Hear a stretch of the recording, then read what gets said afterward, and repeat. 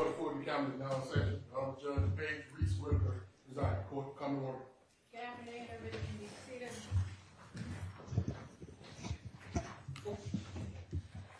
All right, it is my understanding that the state and Mr. Williams were very close to a negotiated agreement, but have reached an impasse, and that it is Mr. Williams' desire to enter a non-negotiated plea. Is that correct?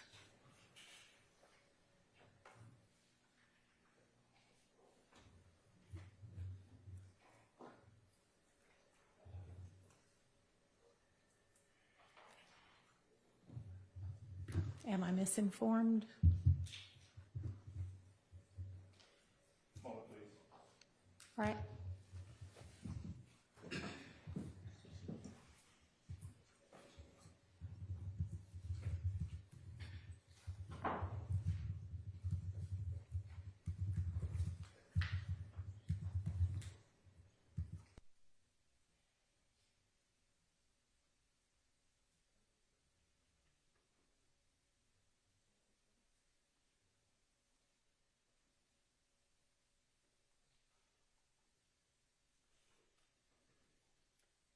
Do y'all need a minute in private? Yes. Okay. All right, we can recess.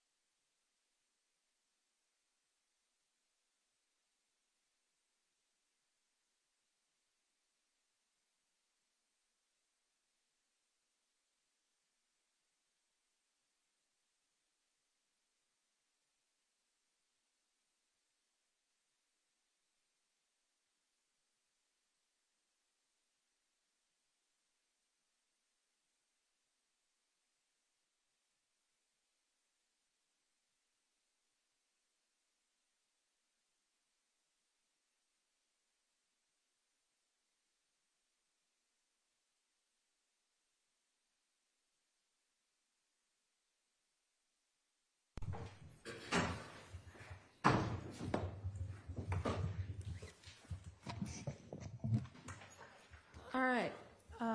Mr. Steele, Mr. Adams, Mr. Williams, where are we? Ready to go forward? All right. Y'all coming up here to the podium.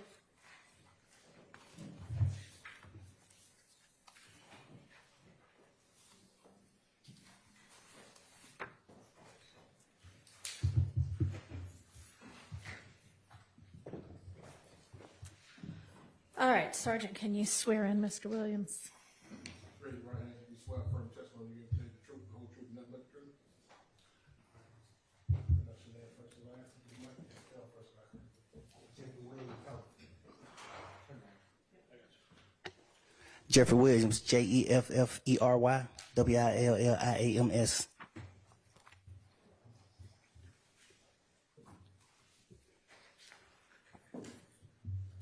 Good afternoon, Mr. Williams. Good afternoon. Are you the same Jeffrey Williams indicted in case number, Your Honor, Yes, ma'am.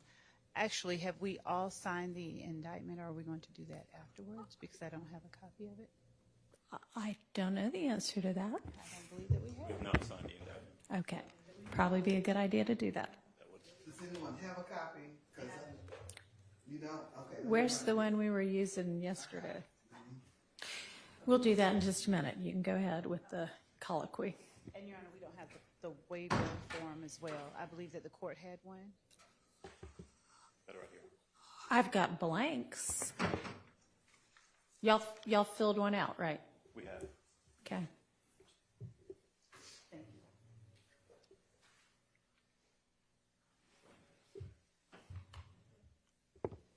Mr. Williams, are you the same Jeffrey Williams indicted in case number 22SC183572? Yes. Okay. And are you also known as Young Thug? Yes.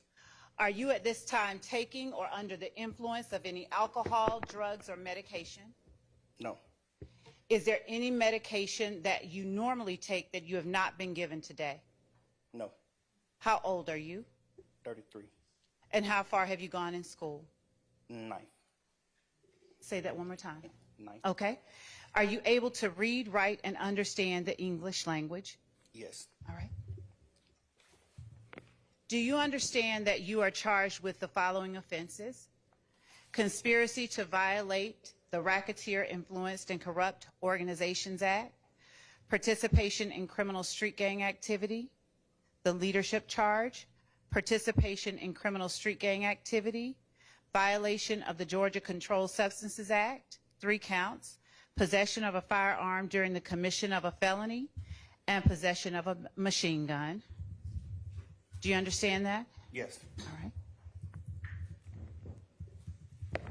And do you understand that you have the right to plead either guilty or not guilty to these charges, and that if you plead not guilty or remain silent, you will continue to receive a jury trial? Yes. All right. And have you received this waiver of rights form that I hold in my hand from your attorney and reviewed it with your attorney? Yes. All right. And is this your signature on the bottom of this form? Yes.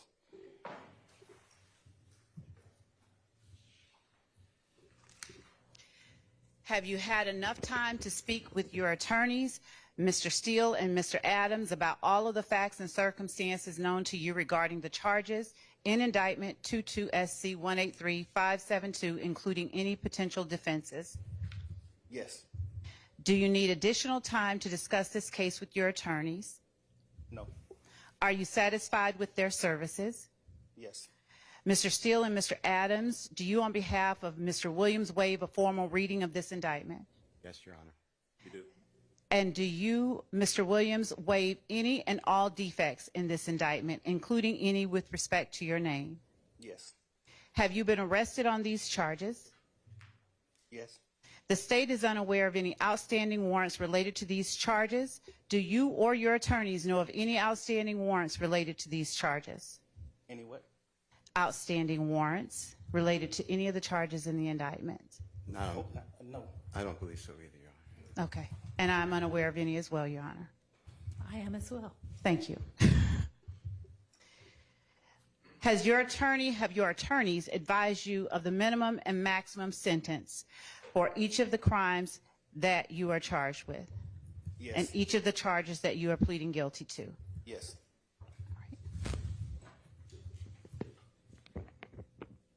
Your Honor, with respect to the charges that Mr. Williams faces, count 1 carries a minimum charge of 5 years and a maximum charge of 20 years in prison or up to a $25,000 fine or both.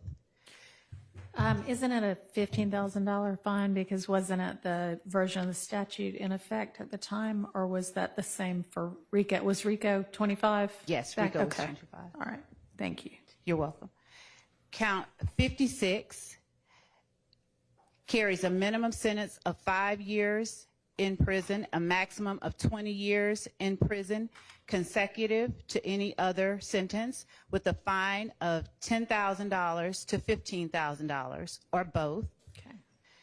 Count 57 carries a minimum sentence of 5 years in prison and a maximum sentence of 20 years in prison.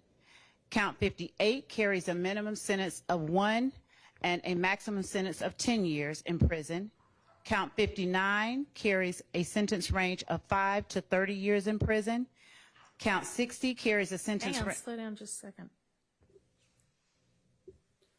All right, and that's for the amount of that drug that was found on 59, 5 to 30? That's as a result of the charge itself, I believe, with intent to distribute. I think that 59, Your Honor, is simple possession of cocaine. I have to look at the indictment to be sure. I think that's 60. Okay. Let me look. Okay.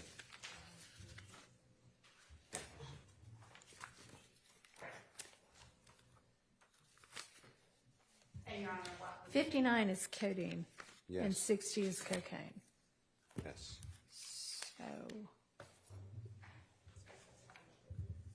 Your Honor, it is with the intent to distribute, so my reading of the statute is that it carries the range of 5 to 30.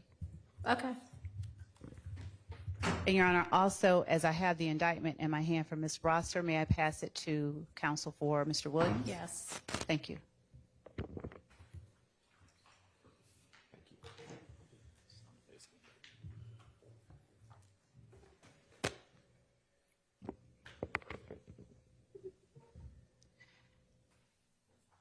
Your Honor, with the court's permission, I'll permit time Go for ahead. them to. Okay. Count 60 carries a range of 1 to 5 years in prison. Count 61 carries a mandatory 5 years consecutive to the underlying felony. Count 62 carries a sentence of 10 years consecutive for a total maximum exposure of 120 years in prison. All right. Were you aware of that, Mr. Williams? Yes. Do you understand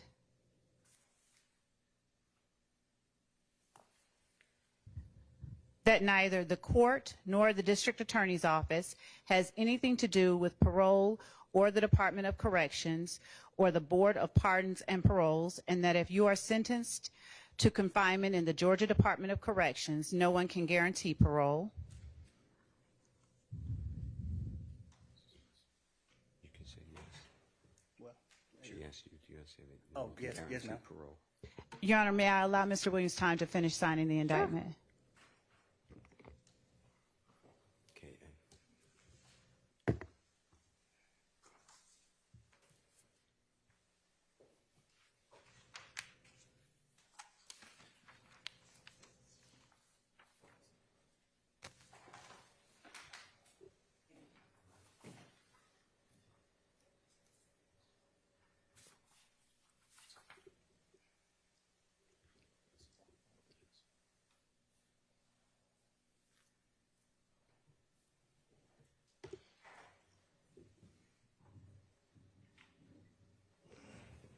Your Honor, with permission, may I approach with a member of Mr. Williams' team?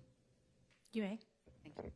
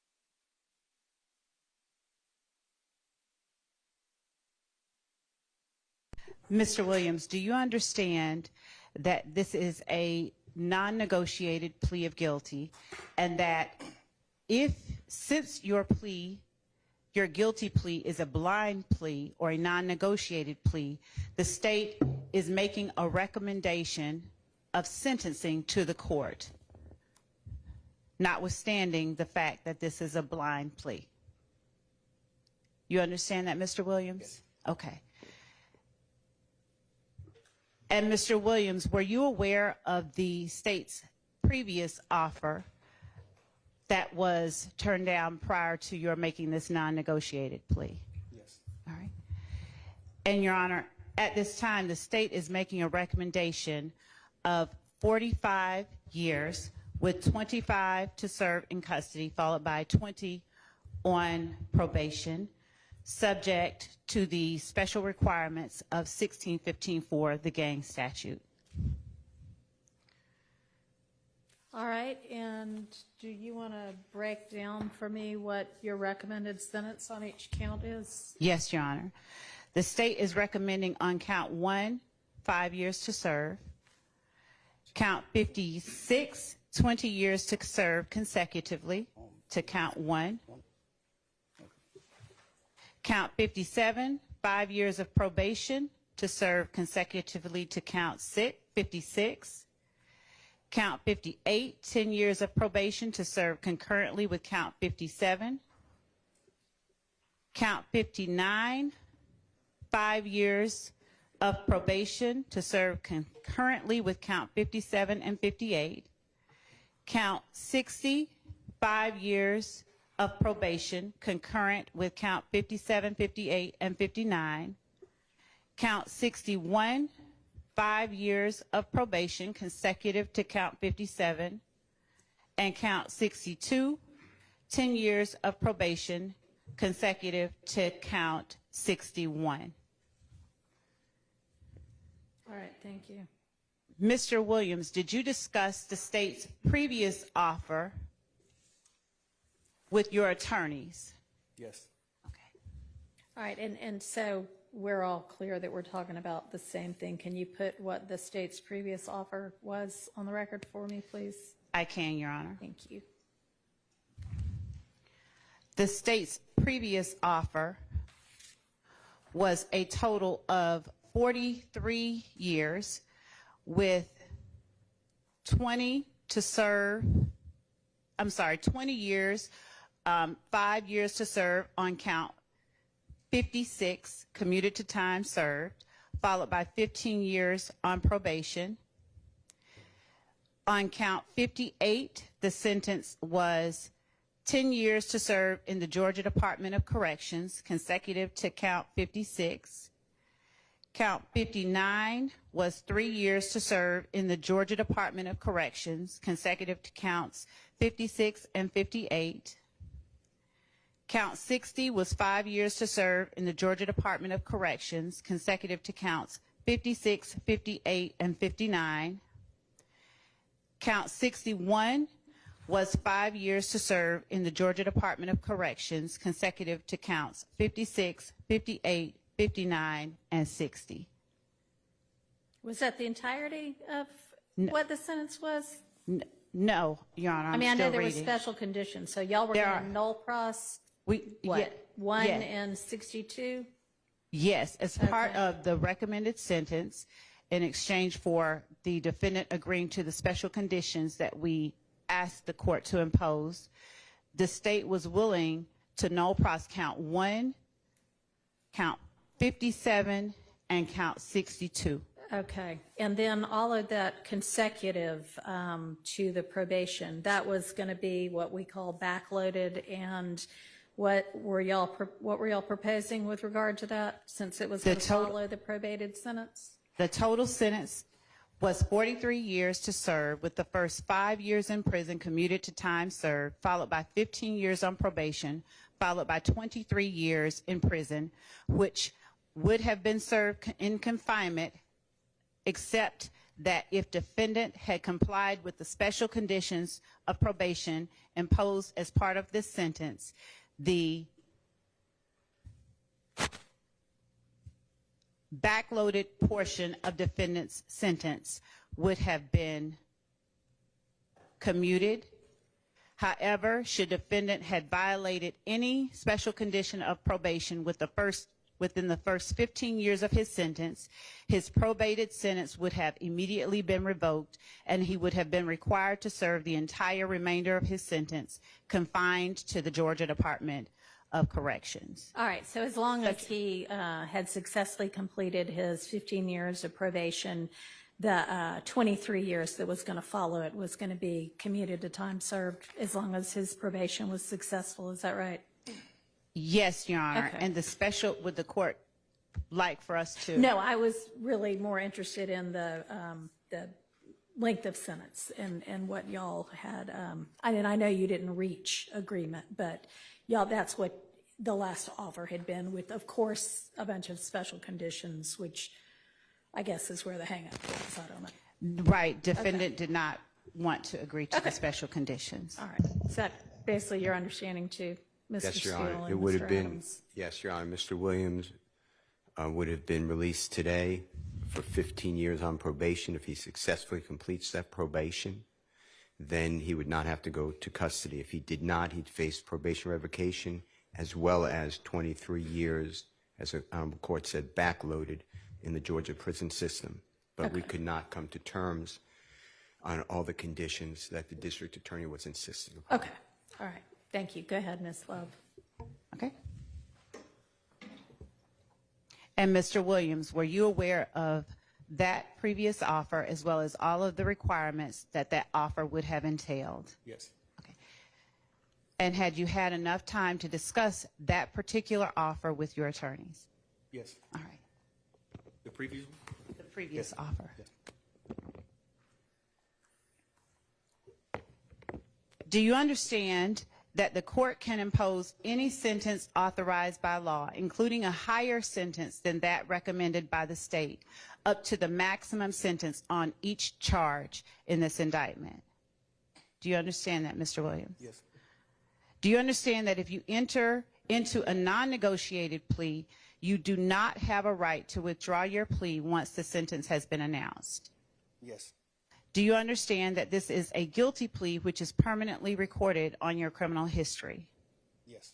Do you understand that this plea may be used to enhance sentencing on other convictions in this jurisdiction, as well as in other jurisdictions, including in the federal courts?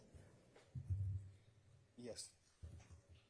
Do you understand that if you are currently on probation or parole, your probation or parole may be revoked based on your entering a guilty plea today? I'm not on probation.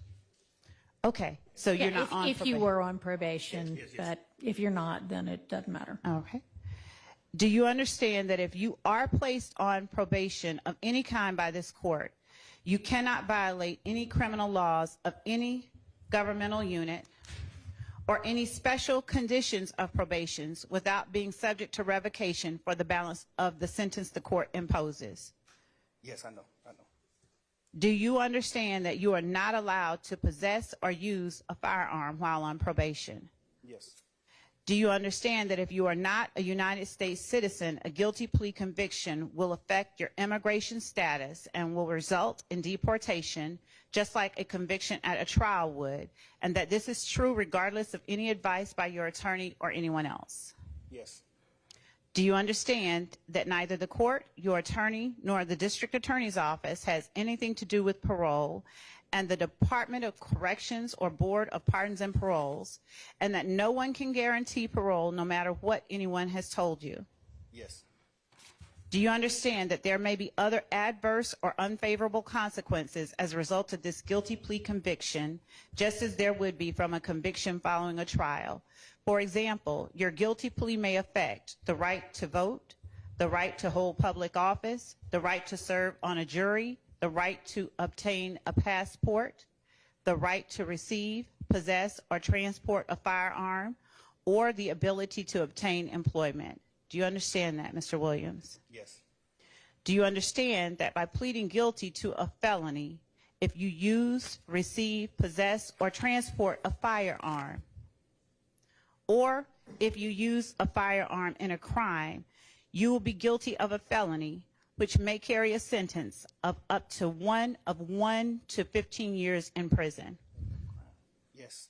Okay. Do you understand that you waive any and all defenses, including any mental health defenses, by entering a plea of guilty? Yes. Do you understand that if you went to trial, you would have the right to that if you continued at trial, rather, you would continue to have the right to a trial by jury, the right to see, hear, and confront witnesses called to testify against you, and the right to testify or to remain silent and not incriminate yourself? Do you understand all of those things? Yes. Do you understand that by pleading guilty, you are giving up the following rights? The right to a trial by jury. Do you understand that? Yes. The right to remain silent and not incriminate yourself. Yes. The right to confront witnesses against you. Yes. The right to continued assistance of counsel hired by you or to court-appointed counsel if you cannot afford an attorney at the continued trial of your case. Yes. The right to the presumption of innocence. Yes. The right to testify on your own behalf and to present other evidence. Yes. The right to subpoena witnesses and compel the production of evidence. Yes. The right to have the charges against you proven beyond a reasonable doubt. Yes. The right to appeal if convicted of these charges after a trial. Do you understand? Yes. Has anyone forced, threatened, or promised you anything to get you to enter a guilty plea? No. Is it your decision to waive these rights and enter a guilty plea because you are in fact guilty? Yes. Well, Your Honor, may I interject? You may. Your Honor, on count 1, which is the racketeering conspiracy count, Mr. Williams is tendering a plea under nolo contendere. As to count 56, which is participation in a criminal street gang activity as being a leader or a supervisor or organizer, Mr. Williams is also tendering a plea to this honorable court under nolo contendere. The balance of the counts, so he is tendering a guilty plea. Your Honor, Yes, ma'am. would the court like to hear from the state or not? About the NOLO issues? Yes. Sure. Your Honor, the state asked that the court not accept a NOLO plea and require either a guilty plea or a not guilty plea as to these charges. All right. I'm going to permit a NOLO plea as to counts 1 and 56. All right. Mr. Williams, as to count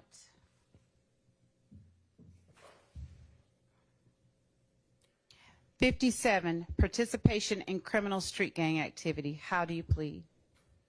I plead guilty. As to count 58, violation of the Georgia Controlled Substances Act, how do you plead? Guilty. As to count 59, violation of the Georgia Controlled Substances Act, how do you plead? Guilty. As to count 60, violation of the Georgia Controlled Substances Act, how do you plead? Guilty. As to count 61, possession of a firearm during the commission of a felony, how do you plead? Guilty. And as to count 1, conspiracy to violate the Racketeer Influenced and Corrupt Organizations Act, how do you plead? No law. As to count 56, participation in criminal street gang activity under the leadership charge, how do you plead? No law. I think you didn't ask about count 62. As to count, thank you, Your Honor. As to count 62, possession of a machine gun, how do you plead? Guilty.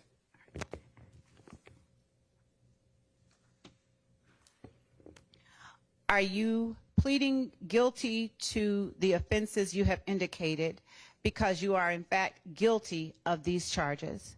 Yes. All right. Are your guilty pleas and your NOLO pleas freely and voluntarily given with the full knowledge of the charges against you? Yes. Do you understand that you may have only a limited right to appeal this guilty plea conviction? Yes. Do you understand that you have only 4 years from today's date for a felony charge, and 12 months from today's date you don't have a misdemeanor charge, but to file a habeas corpus petition challenging the voluntariness and constitutionality of this guilty plea? Yes. Your Honor, also, You have my- 30 days from I was- today to file a direct appeal from this guilty plea, and until the end of this term of court to file a motion seeking to withdraw the guilty plea, which does not mean it would be granted, but that's the time period, okay? What's a direct appeal? Well, you can talk to your attorneys more about it, but it would be up to one of the, like the Court of Appeals, I think is where this one would go. Those are just the time periods. And Your Honor, the state, in addition to the sentence we are asking that the court to impose, Okay. we would also be asking the court to require or to forfeit, have defendant forfeit all of the property that has been seized and that is currently being held, that was found or recovered or taken from his home after it was searched on May 9th. Do you have any kind of list of what that property is? I mean, I'm not familiar with what was seized. And Your Honor, we're We not do, and agreeing. that- Oh, I know, I mean, I assume y'all aren't agreeing to anything. We're not that you agreeing would to that. present it as a negotiated plea. We're not, but we do have a list of the All right. property items. Do you have it where available right now? Yes, actually, would the court permit us to send it electronically? Sure, Because we that's fine. And then if that is not imposed as a condition, is it just get litigated as like any forfeiture matter? Yeah, it's Yeah, a it ci- would be litigated it's a later c- on, It's a yes. civil separate filing Okay. in this court. It's not related to the criminal right. case. It's related case, but it's unrelated. Understood. And we are sending that to Your right. Honor Thank you. at this time. And as it relates to the conditions of a conviction under 1615-4, Your Honor, we would ask, or as part of the sentence, defendant would be required to adhere to the requirements, the sentencing requirements of the gang statute, which at least in part require that he not associate with any gang members whatsoever. And I can read the rest of that into the record if the court requires, or I can continue with the factual basis. All right, and let me ask you, because I know that at least while y'all were negotiating, one of the things that I guess was being negotiated was some exception for, I think, somebody that is contractually obligated on his record label. Is that something that the state would still be in agreement to? No, Your Honor. Okay. All right, go ahead. All right. Your Honor, as part of the requirements of 1615-4, Yes. defendant would, one moment, Your Honor. Under 1615.4, in addition to any other penalty provided by the code section, all sentences imposed under the code section shall require as a special condition of the sentence that the person sentenced shall not knowingly Slow down have... just a tad, because there's a court reporter taking it down. And when we start reading, we read really fast. So go ahead. This code section shall require as a special condition of the sentence that the person sentenced shall not knowingly have contact of any kind or character with any other member or associate of a criminal street gang, shall not participate in any criminal gang activity, and in cases involving a victim, shall not knowingly have contact of any kind or character with any such victim or any member of any such victim's family or household. So that is, and we've listed in our indictment the victims of the crimes, the overt acts that have been committed, and under the basic conspiracy law, those are the victims that we are naming. Your Honor, as this case has been tried and would continue to be tried until the state completed its case in chief, the evidence has shown that the defendant, throughout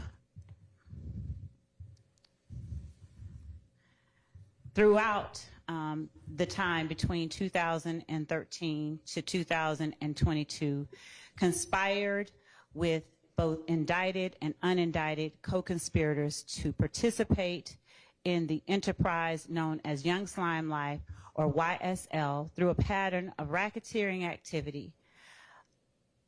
Throughout that time, multiple conspirators, both indicted and unindicted, and including the defendant, have committed overt acts intended to further the enterprise itself.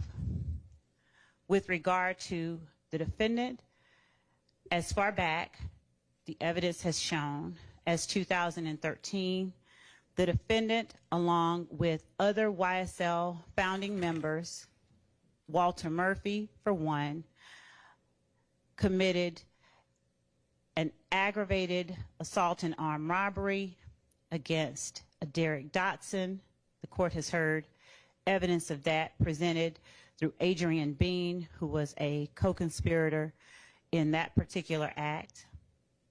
The armed robbery of an Archillian Bennett back in 2013. As alleged in the indictment, defendant and unindicted and indicted co-conspirators committed acts to further YSL that included drug sales, aggravated assault, and murder. They used and furthered, rather, this conspiracy by using social media posts and music to assert the violent nature of and the dominance of Young Slime Life, which is also known as YSL. The defendant is charged with being a leader of the gang YSL, and evidence has been presented by accomplices and co-founders of YSL, Trontavious Stevens and Walter Murphy, and evidence would have been presented, in the words of the defendant himself, that the defendant, as shown by some of his own social media postings, was the founder, one of the founders of YSL, along with Mr. Stevens and Mr. Murphy. YSL formed, according to the evidence that has come out in this trial, in 2012, 2013, under the former version of the name of the gang called Rock Crew, or Raised on Cleveland.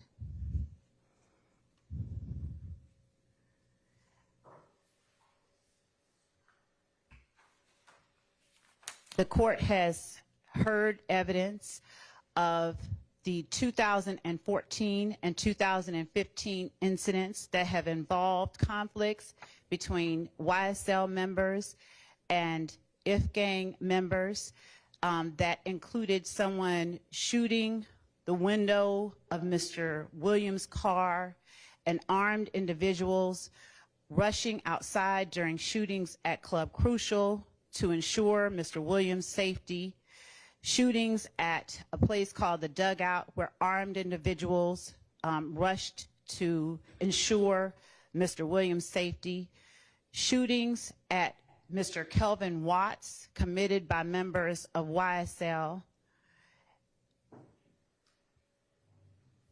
communication with members of YSL after those incidents, and ultimately the murder of Donovan Thomas at the hands of members of YSL. The evidence has shown and will show that on January 10th of 2015, members of YSL drove a car rented by the defendant, a gray Infiniti, and drove past Mr. Thomas as he stood outside of a barber shop congregating with friends, and unloaded an array of bullets on Mr. Thomas, hitting him, his Chevrolet Tahoe, and 2 other persons in the process. Mr. Thomas died from those bullets. Phone records show that communication was held between Mr. Williams, Mr. Kelvin Treadwell, Mr. Demise McMullen, corroborating accomplice testimony that has been presented in this courtroom regarding what happened, who committed the murder, and what happened to the guns and the vehicles that were used in the murder. After the murder of Donovan Thomas Jr., the members of YSL responsible for the murder and members of YSL who were not responsible for the murder congregated at Mr. Williams' condominium called the Sky House, and they all made plans and later either drove or flew down to Miami. Prior factual acknowledgments by members of YSL include that Mr. Williams gave each of the persons who accompanied him to Miami money to lay low as they left the city following the murder of Mr. Thomas. The evidence has shown the ensuing conflict that occurred after Mr. Thomas was killed. It has shown shootings at Mr. Rashawn Bennett's home, shootings at Mr. Darren Mills' mother's home, and I said Mr. Rashawn Bennett's mother's home. Shootings unrelated to the conflict with members of If Gang, of a Lil Wayne tour bus. That shooting followed the confronting by Atlanta Police Department of members of YSL that drove to the compound where Lil Wayne was making an appearance, and who drove there with the intent to disrupt and cause harm and to shoot up Lil Wayne's tour bus. Lil Wayne was another artist with whom Mr. Williams was having conflict, according to the testimony that had been presented. Mr. Williams had come out at that time with a mixtape that carried the name of an album that Mr. Carter was set to release and was not able to because his label would not allow that to happen. That caused a contractual or the threat of a lawsuit. It caused Mr. Williams angst. He posted about it. He said derogatory things about the persons who were threatening him with the lawsuit. And as a result, he had to rename his mixtape to something different than what he initially intended. The person who ultimately was convicted of shooting that tour bus up, Jimmy Winfrey, is a person that I believe that recordings have come in regarding jail phone calls, rather, from Mr. Winfrey, and members of YSL regarding communication about getting a lawyer. Following the shootings that occurred in 2015, music, social media postings, and other overt acts were committed by Mr. Williams and other members of YSL, taunting members of groups that they considered opposition to YSL, posting of threats of violence by members of YSL against those people. Specifically, the music, Your Honor, contained lyrics such as the following: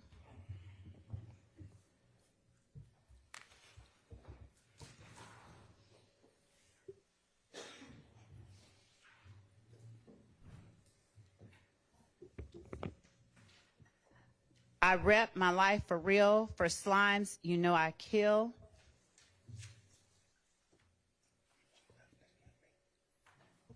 I shoot at your mammy, need to stand down. I up my stamina, take it to trial, get an appeal, take it to trial. Pay for that casket, that's just if we whack 'em. YSL slimy and shady, watch me whack that bitch, pop 'em like a cyst, Glock with the assist.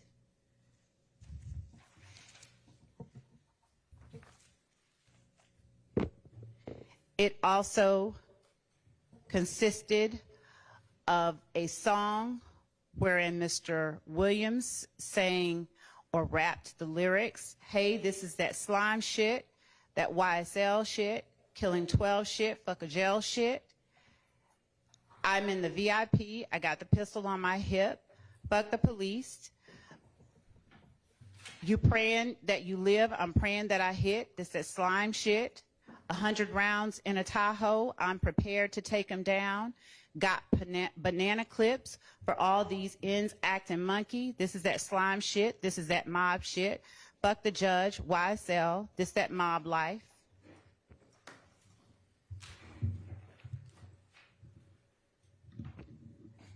Defendant Williams released a video on YouTube of a song wherein he states, I shot at his mommy, now he no longer mentions me. Act like you want war, and they gonna smoke you like a blunt.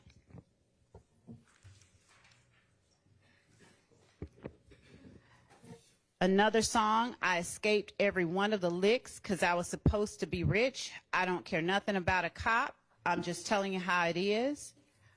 I done did the robbing, I done did the jacking, now I'm full rapping. Gave the lawyer close to $2 million, he handles all the killing. We don't speak about shit on wax, it's all my business. We know to kill the biggest cats of all kittens.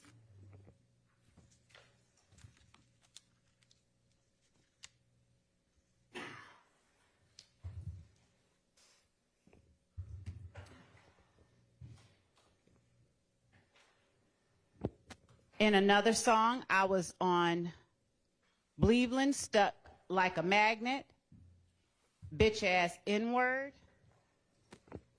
pay for that casket, that's just if we whack 'em.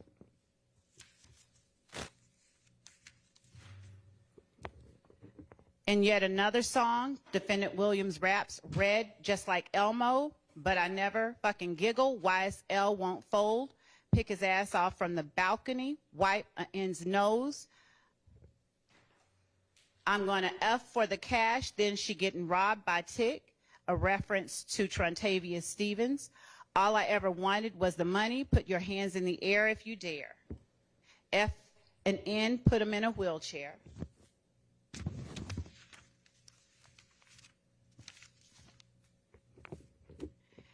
And even later on, Mr. Williams, and I believe that this was in 2019, made a post to YFN Lucci or Rayshawn Bennett.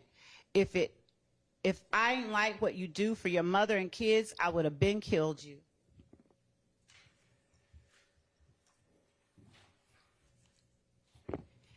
And in yet another song entitled Anybody, Defendant Williams stated, I never killed anybody, but I got something to do with that body. I got the streets on my back, carry it like I'm moving a body.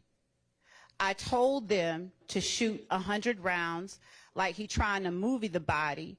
Ready for war like I'm Russia. I get all types of cash. I'm a general.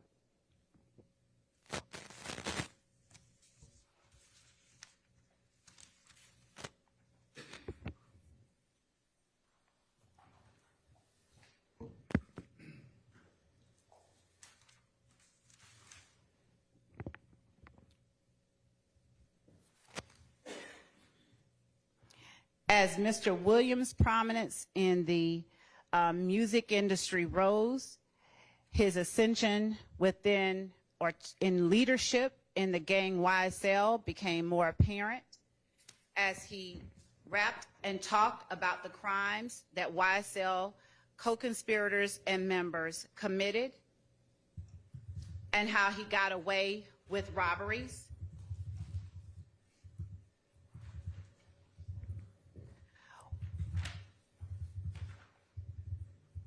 With respect to the Donovan Thomas murder, the court has heard evidence through phone records that within 6 minutes of the shooting of Donovan Thomas Jr., a phone call was made from Demise McMullen's cell phone to Defendant Williams' phone, and then immediately after that call, Mr. Williams calls his sister Dora Greer and then calls Kelvin Treadwell. There's then a series of calls between Dora Greer and Treadwell, and then Treadwell calls Demise McMullen or Nard. All of those calls happen within 15 minutes of the 911 call. And as I have stated before, the court has heard accomplice prior inconsistent statements about who committed the murder itself and what happened afterwards.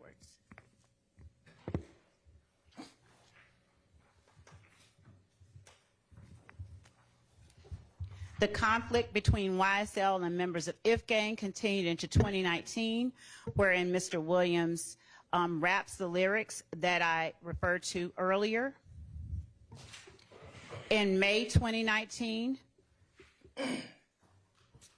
a YSL member shot multiple times at a vehicle owned by Rayshawn Bennett, a black and red Mercedes-Benz G-Wagon.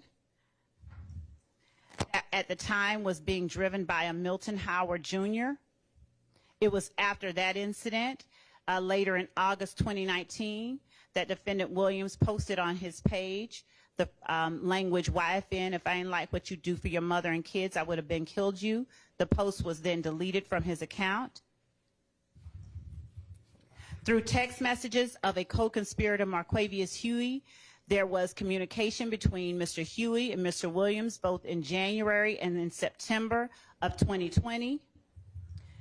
On January 19th, 2020, Mr. Williams sent a flyer to Marquavius Huey with the performance location of Rayshawn Bennett, or YFN Lucci. And when he sent that, he sent it with the message, "Handle that tonight, SLAT, S-L-A-T-T. Mr. Huey responded, SLAT, S-L-A-T-T. On September 2nd, 2020, Mr. Huey sent a flyer to Mr. Williams with another performance location of YFN Lucci, and Mr. Williams responded, SLATty, that is S-L-A-T-T-Y, handle and stay very low. Mr. Huey responded, SLAT, and for show, F-A-S-H-O, I've been out the way, and appreciate you for everything, my brother. Never about money with me. I'm built on loyalty. Mr. Williams responded, SLAT, handle that. I got you. Through text messages and on a separate occasion, Mr. Huey said and conveyed to Mr. Williams that he would sit down for any one of them, and I believe that to be a reference of going to jail. When Mr. Bennett was not killed in 2022, Jaden Myrick sought permission from Defendant Williams to stab Mr. Bennett while Mr. Bennett resided with Mr. Myrick at the jail. Mr. Myrick reached out to co-indictee Khalif Adams, who reached out to co-indictee Demikion Garlington to get permission from Mr. Williams. Demikion Garlington was also involved in the back and forth shootings back in 2015. On February 9, 2022, Rashawn Bennett was stabbed by Jaden Myrick at the Fulton County Jail. And after that stabbing, Mr. Myrick reached out multiple times to Mr. Adams for some type of compensation for the stabbing. Mr. Adams reached out to Mr. Garlington about the payment for the completion. On February the 22nd, 2022, YSL co-conspirator and co-indictee Christian Eppinger called YSL co-conspirator Antonio Sumlin to get permission to finish what Mr. Myrick could not complete, that is the killing of Mr. Bennett. Mr. Eppinger asked for payment for a lawyer. However, these calls were intercepted and Mr. Bennett was relocated. In March 2022, information about the stabbing made the news, and shortly thereafter, a series of violent offenses occurred. On March 11, 2022, YSL associates Christian McMiller and Darius Ford were gunned down. Mr. McMiller is a childhood friend of Mr. Williams. Mr. Ford was also a friend of Mr. Williams. On March 12th, the day after, there was a shootout near the Cleveland Avenue area. A shooting by a YSL associate, Stephen Harris, in YFN territory occurred, and a YFN member was shot in the head. March 11th through March 14th, there were a number of social media posts going back and forth between members of YSL and YFN. One of them was a post by Shannon Stillwells. We ain't the only ones who ain't gonna be crying, that's going to be crying. After a posting was made by Mr. Watts picturing him, Mr. Shamel Drinks, and Mr. Jasper Walters,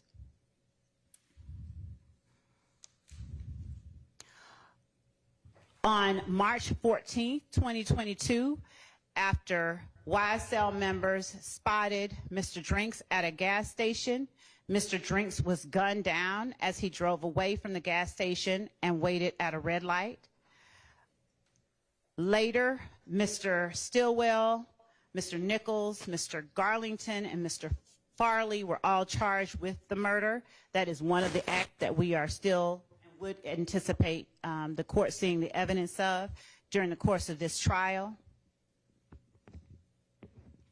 After grand jury warrants were issued after this indictment for Mr. Williams and 27 other co-conspirators, following searches of phones, wiretaps, and other information that led police to understand the role that Mr. Williams played in the YSL street gang and enterprise. Mr. Williams' home, he was arrested at his home and a search warrant was executed inside his home. While at his home, a sale amounts of illegal narcotics, including those that he is charged with in this indictment, was found.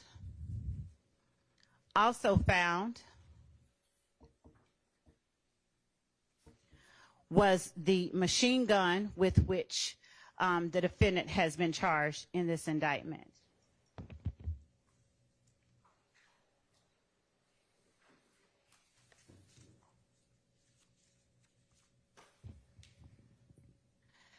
The gun had a switch.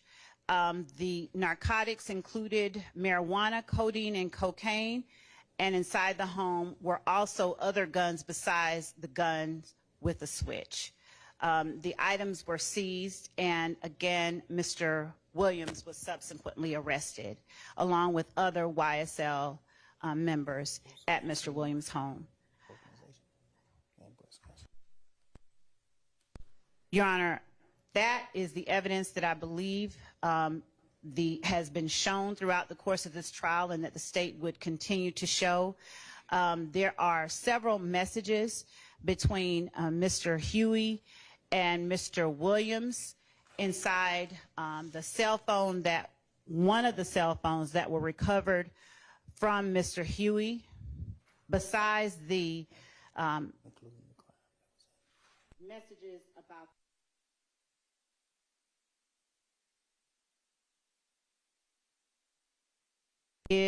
tells Mr. Williams he has a new number. Mr. Huey asks Mr. Williams, hey, my brother, I'm fucked up. You ain't got nobody I can pull up on and have something in my pocket. Mr. Williams responds, slat, let me call BEO. Mr. Huey responding, slat, I need you, my brother.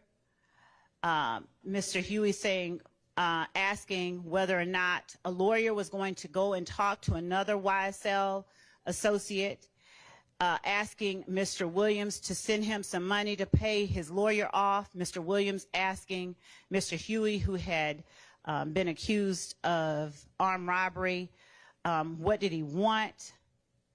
Mr. Huey responded with a number. Mr. Williams responded, slat. After Mr. Williams stole a star ring from one of the victims in the indictment, he asked Mr. Williams, do you have a star ring? Mr. Williams said, yes. Mr. Huey said, slat, you can't cash at me $500 so I can make a payment to my lawyer. Mr. Williams responded, slat. Mr. Huey sent him his phone number. Mr. Williams assured him through his responses, slat, that he would take care of them. Throughout Mr. Huey's phone, you see messages of this nature between Mr. Huey and Mr. Williams. The court, again, will hear that as this trial continues. The recommendation that the state previously made prior to us reaching this point was made with the hope that Mr. Williams would agree to certain special conditions of probation that we asked him to adhere to, and that he would take ownership and responsibility for being the leader of YSL. Given that those negotiations have broken down, we are asking that the court sentence Mr. Williams as we have asked earlier.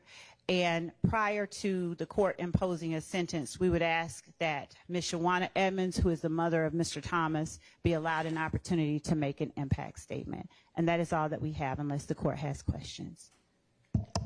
Okay, well, given that Mr. Williams is not charged with the murder of Mr. Thomas, I don't think that that is applicable here. I checked on that, Your Honor, with respect to count one. As a co-conspirator, Mr. Williams is responsible for all of the acts of the other co-conspirators, the overt acts. The overt act of the murder of Donovan Thomas is one of those acts. I know, and this trial is not complete, and so y'all have not yet proven that. Not to mention that you dismissed the murder charge against one of the co-defendants who already fled, so.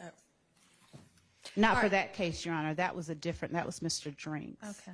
We have not dismissed any. All right, well, if there is a conviction on the RICO or murder count following the close of this trial, that would be the appropriate time for the victim impact statement to be made. All right, Mr. Steele or Mr. Adams, does the defense want to put anything on the record? Obviously, you need to make a recommendation. Yes, Your Honor. Go ahead. Many of the statements made by the prosecutor we vehemently disagree with.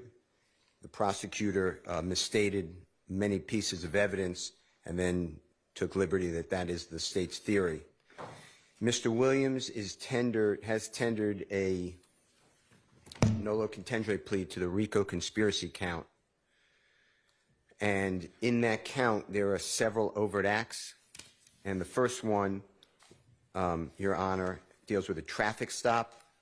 It's on September 9th of 2013. And I won't go through every one because it might take a long time. But just for completeness for this, the court knows, Mr. Williams is driving a car. There is a dash cam video of the stop. The officer who testified at the trial 11 years later, the case was a gun was found under the passenger seat. Mr. Williams is not tied to the gun. He's not convicted of that, and the dash cam video that the officer said would have picked up sound as well as definitely video was never turned over to us, supposedly lost. Could not explain the loss. The armed robbery in another overt act of Mr. Dodson, D-O-D-S-O-N, has the following information. The state only, because we haven't called witnesses yet. So the state put up a man who said nothing except, "I don't recall." And then they put in his prior recorded jail calls. That man was taken, his name is Mr. Bean, B-E-A-N. He was taken to Grady Hospital, and he was spoken with by a detective. The state vehemently accused me of lying to the jury, that the man never went, Mr. Bean was never taken to Grady Hospital, and that somehow I planted on him to say something on a recording where he said, the reason I implicated Jeffrey Williams is because the police told me that it would be easier for me. Then I had to go through the CAD reports and show that Mr. Bean was in fact taken to Grady Hospital, and Mr. Bean on recording told Detective Quinn, who of course told the truth, yes, when I spoke to the detective previously, I did lie. Then what the state doesn't tell the jury is that there's another man in the car. He is shot at the scene. He's arrested. He pled guilty. His name is Fred Prethro, P-R-E-T-H-O. And Mr. Prethro is in the Georgia State Prison System, easy to find. Mr. Prethro was in Grady Hospital also, unfortunately suffering from a gunshot wound. And you can hear the medical equipment behind him. And Detective Williams came in and was recording the whole conversation and said how many people were in the car. And Mr. Prethro names the people. Adrian Bean, who's the gentleman I just said, himself, and Walter Murphy. Are you sure there weren't a fourth person in the car? No, the three of us. The state doesn't call that person. The state does call Detective Williams. So I wanted to ask and inquire on that. The state, to obstruct, if that's obstruction, asked the predecessor court to prohibit me from getting into the fact of any conversation that would have impeached another witness. It's fine. Fred Prethro's on my witness list as well as the detective, and I have the recordings. In addition to that, Walter Murphy gave a statement while in the hospital, and his statement is very interesting. It's two different police reports, signed the same date, which is September 11th of 2013, and on the first 7 lines of the police report, they're identical. Then all of a sudden, when it gets to, on the right-hand police report, it says, Mr. Murphy stated that there were 3 people, I believe, I have to go back, in the vehicle. On the other police report, it states, Mr. Murphy stated there were 4 people. There's no reason that they should be different. They're both signed the same. The state doesn't call that officer at all. I tried to ask Mr. Murphy about it. The state objects, and the predecessor judge sustained the objection. Mr. Williams was not involved in the Mr. Dodson. Miss Bennett, that was Mother's Day, May 12, 2013. She reports allegedly an armed robbery. The detective who testified here and investigated stated he never took out arrest warrants for Mr. Williams. And he wrote in his police report, Miss Bennett is not truthful. That is the case that the state is talking about. The state then, there was Brady evidence that they don't turn over, and we find out about it in court after they arrest Miss Bennett because they say she's not cooperating, and it comes out that she told the prosecution over and over again that this did not happen the way that she reported it, and she doesn't remember. As to Donovan Thomas, and Mr. Williams has nothing but empathy, sympathy, and sorrow. They were friends. It is a lie. What the prosecution has put before this jury is a lie. What happened here is the prosecution comes up with a theory because they need a motive, they think. I know you don't need a motive in reality to prove murder case or any other case, but they wanted a motive. So they made it where Mr. Williams and a gentleman named Rich Homie Kwan, his name is Mr. Lamar, he's a performer, and Mr. Williams and Mr. Lamar were close. There are public documents, recordings, Mr. Lamar being interviewed almost every year, and then he talks about his time with this band or group called Rich Gang, and he says every year up to this past year, he, God forbid, died. We can't call him as a witness, how close he is to Mr. Williams. The state, though, made it in this case, or tried to make it, that Mr. Williams and Rich Homie Kwan are enemies because Rich Homie Kwan will not sign with a record label that has nothing to do with Mr. Williams. Mr. Williams doesn't sign to that record label. That record label is owned by a gentleman named Brian Williams, also goes by Birdman, wildly successful. He started Drake's career. He started Mr. Dwayne Carter, performer known as Lil Wayne's career. He started Nicki Minaj's career, just fabulous, powerful person, well-respected in the industry. But the state wants it to be that Donovan Thomas interceded and would not let Rich Homie Kwan sign to Mr. Brian Birdman Williams, and that is the reason that Jeffrey Williams had a feud and killed Donovan Thomas. Your Honor, what the evidence would really show if we kept going to trial, and I could tell you that Mr. Adams and I never thought we'd be in front of this honorable court. We always thought it would go all the way through trial. Was the state is saying that Rich Homie Kwan and Jeffrey Williams don't speak since the fall, and they have a bad relationship the fall of 2014. We would have shown, and we served on the state, December 15, 2014, Jeffrey Williams in a private plane with Mr. Lamar or Rich Homie Kwan, and they are high-fiving and laughing with each other. That is on audio video. There's a man who the state hasn't called yet, Mr. Martinez Arnold, also known as Duke. It's on the state's witness list. He's represented by the Honorable Ashley Merchant. He's on that plane as well. He would have identified the item, and he would have testified that Mr. Williams and Mr. Lamar were very close in December 2014. Then on December 29th of 2014, Mr. Williams, Mr. Rich Homie Kwan, Mr. Arnold, others were at Brian Williams' home in Miami, Florida. There was a posting by Mr. Lamar, Rich Homie Kwan, and a picture of Mr. Arnold and Mr. Lamar, and they said, Mr. Lamar says, "This is my number one man, Duke," or something to that effect. We would have put that into evidence. In addition to that, Your Honor, on December 8th, 2 days before Mr. Thomas, God forbid, was killed, Mr. Williams is with Mr. Thomas, as well as Mr. Sledge and Brian Williams in Brian Williams' tour bus outside of a fabulous entertainer, artist, Mr. Clifford Harris, T.I.'s studio, and at that time, they were very close. But you also have the detective with the gang unit, Detective Underwood. I asked her within the last 2 weeks or 3 weeks, did you do any, and she was on the gang unit the entire time, including today.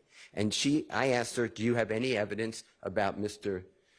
Williams and Mr. Thomas being close friends? And she said, yes. Of course, I knew that. I said, how about in January of 2015, close to the time of Mr. Thomas's death? She said, yes, they were close friends. Mr.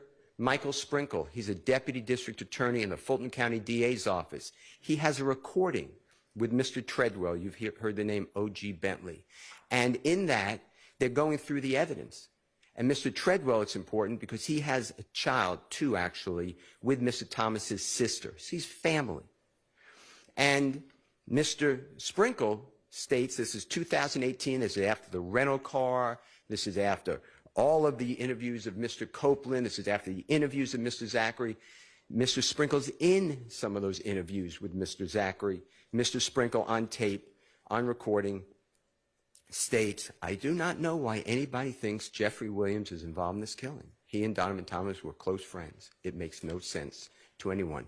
And Mr. Williams was never arrested, never charged, even in this, as the court just noted, with anything to do with Donovan Thomas's, God forbid, killing. In addition to that, Donovan Thomas has a place that he used to stay with a group of people on Auburn Avenue. Jeffrey Williams performed and did a music shoot there to try to help other people who are suffering in poverty to get out and to be able to be seen and to broadcast their music. Jeffrey Williams does that for everybody because he comes, Your Honor, from the struggle of total poverty, seeing people killed. He saw his brother die right in front of him, and the law enforcement, I'm not blaming anybody, everybody's on edge, but law enforcement would not get any help for him because there are all these people around.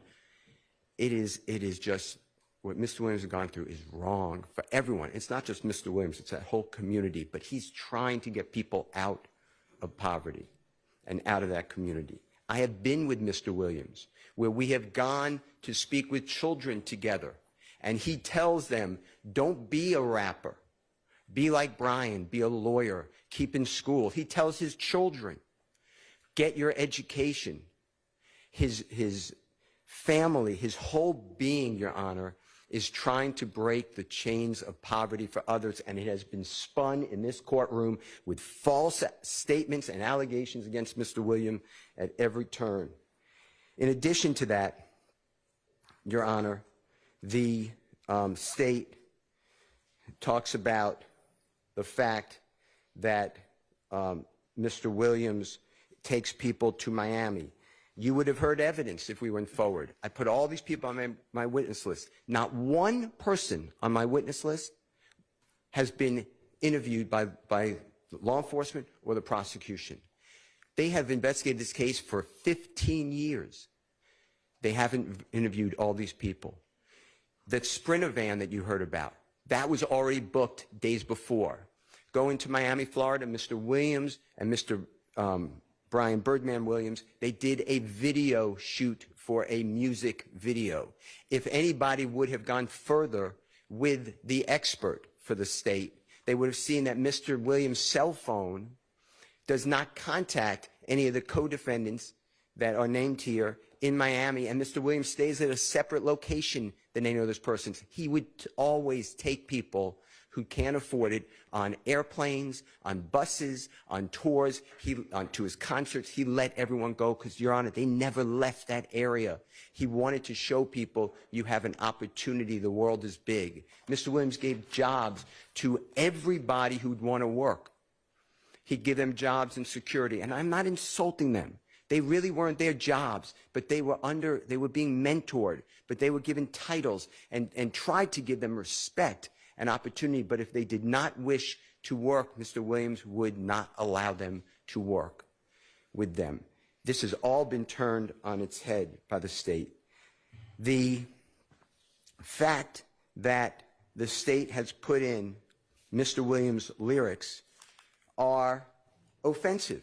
Mr. Williams has tens of thousands of recordings. On our witness list, we are bringing in all of his people, his recording artists, his engineers, his managers, his record label, and an expert, the Honorable Dr. Eric Nielsen, to talk about how Mr. Williams creates his music. His music is then changed around and merged. Mr. Williams, some of the lyrics you just heard are not even uttered by Mr. Williams. The state has no idea when these lyrics were made. Some of them were made before the shooting of Donovan Thomas that the state is saying this applies to the Donovan Thomas killing with the Tahoe. They are so far afield of where we need to be when we are trying to, God forbid, take somebody's liberty, Your Honor. The state is talking about things like F the judge and I rep my life for real. That's not even said by Mr. Williams. But they don't care to find out. They are on a tunnel vision to try to convict a man who should not be convicted. The statement about I never killed nobody, but I got something to do with that body. If the state just bothered to talk with anybody, that is a Nicki Minaj song with Jeffrey Williams. It is written by Nicki Minaj. That is on the text messages I gave, not the text message, the Instagram or Twitter rather, that I gave to the state. That is out well before this, but the state doesn't care. This is out in 2015 or 16 or 17 or 18, I can't remember, I think 18. where Mr. Williams was asked who wrote Anybody, and his response is Anybody was written by Nicki Minaj, and it was. But it was really written and sung. It's a takeoff of a song by Tupac. There's a song that it parallels, which is an inspiration. But here we are with the state. Also, I never killed nobody, but I got something to do with the body. The next line comes up is, it's a truancy body. The state can't explain that, so they just conveniently leave it out. Your Honor, there were wiretaps on this case. Mr. Williams, it was going to come out, there was an application to wiretap his phone. The state never presented to a judge. That speaks volumes. The leader of the YSL criminal street gang, who's been involved from 2012 until his arrest, and even according to the state while we sit here, they never even tried to wiretap his phone. It might have been because they don't really know what his phone number is. So all these communications you're being told about with Mr. Huey, I'm not so sure the state could have gotten anybody to say that's Mr. Williams' phone. This is how the trial has gone for us. But we sit here for almost 2 years since we did our jury selection initiation on January 4th, 2023. Mr. Williams has been sitting in a jail since May 9th, 2022. This is 2.5 years waiting for the conclusion of the state's case and a verdict from the jury, and that's why he is tendering this plea. I'm telling the court this, and the court knows when you came out the first time, it's very hard for Mr. Williams. I am not supportive of what we're doing right now. I'm not against it. But I told Mr. Williams, you okay with me saying this? Yes. I told Mr. Williams that I think we're winning the trial and we should go to verdict. But he told me I can't wait another 3 months if there is any possibility I could go home because I have children that are hurting. I have things to do, and he has some medical issues that he would like to tend to. He eats out of a bag, Your Honor. He eats processed food only. He gained 75 pounds during trial. He's lost it since. But it is hard. You know, for me, it's only 3 more months. It's enjoyable, actually. I enjoy coming. It's not that enjoyable for Mr. Williams. He told me he wakes up. Can I say? Yes. He wakes up every day, and it's another day in HE blank blank. Your Honor, the state is talking about, in this case, they put in social media. This honorable court was not here, but the state put in that Mr. Williams, in the indictment, Mr. Williams put out a call for murder. He put $24 million murder for hire on a person's head. That is a lot of money, and that is awful. If they would have read the chat, the Instagram chat, Mr. Williams, right above it, there's a picture of a very well-known, very accomplished musical artist who actually had surgically implanted in his forehead a pink diamond worth $24 million that day. That's what Mr. Williams would talk about. That's the type of evidence that is coming from the state of Georgia in this case. It is wrong. This is all wrong. And I know we're pleading guilty, and I know we're pleading nolo, and I know we're asking this honorable court for a certain sentence, and we'll get to it with the court's permission. But this is the type of evidence that there is. But it is holding this man hostage. And that's not really what we're supposed to do, district attorney time, in the state of Georgia or anywhere. The state then, because I opened on that, then they never bothered to put in all of the chats. Why did it take me to read the chats? In addition to that, going back to Donovan Thomas, talk about Mr. Williams involved, the state did a geofence. A geofence tracks his devices. It doesn't have to be a phone. It could be an iPad. It could be any type of electronic device that targets and is used. You don't have to be on the phone. It's the contact. If he has an app open, it'll capture it. And the state targeted the McDonald's, where they keep saying that Mr. Williams met with people there. They targeted the barbershop where, God forbid, the killing occurred. And they targeted a third location, no, 2 locations. And it comes out Ms. Williams' devices are not there. It's exculpatory. I don't get that information. I got that because I interviewed Lieutenant Crabtree, and the results can't be found, according to prosecution. I did a motion for that. They just can't find it. That is great evidence for Mr. Williams. It would have also shown clearly that when he does go down from his house after getting this call that I'll talk about from Demise McMullen, he's not with these other people.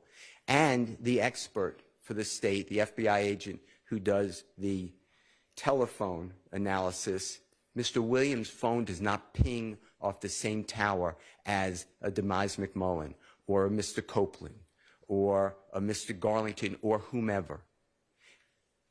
The state of Georgia has misrepresented for 2 years in front of this jury. They have hidden evidence. They have violated Brady. They have falsely accused Mr. Williams. Your Honor, saying that Mr. Williams gets that call 7 minutes after, the state said 6, it was 7 minutes after the killing of Donovan Thomas from Demise McMullen. Mr. Williams was already out of his home. Mr. Demise McMullen's calling Mr. Williams. He's not even there. He's going down to meet with Mr. Kelvin Treadwell, also known as O.G. Bentley. O.G. Bentley was supposed to go to Miami, Florida. They were talking about this deal. And Mr. Williams, that day, he was given another contract. Mr. Williams, by this time, he went from zero money.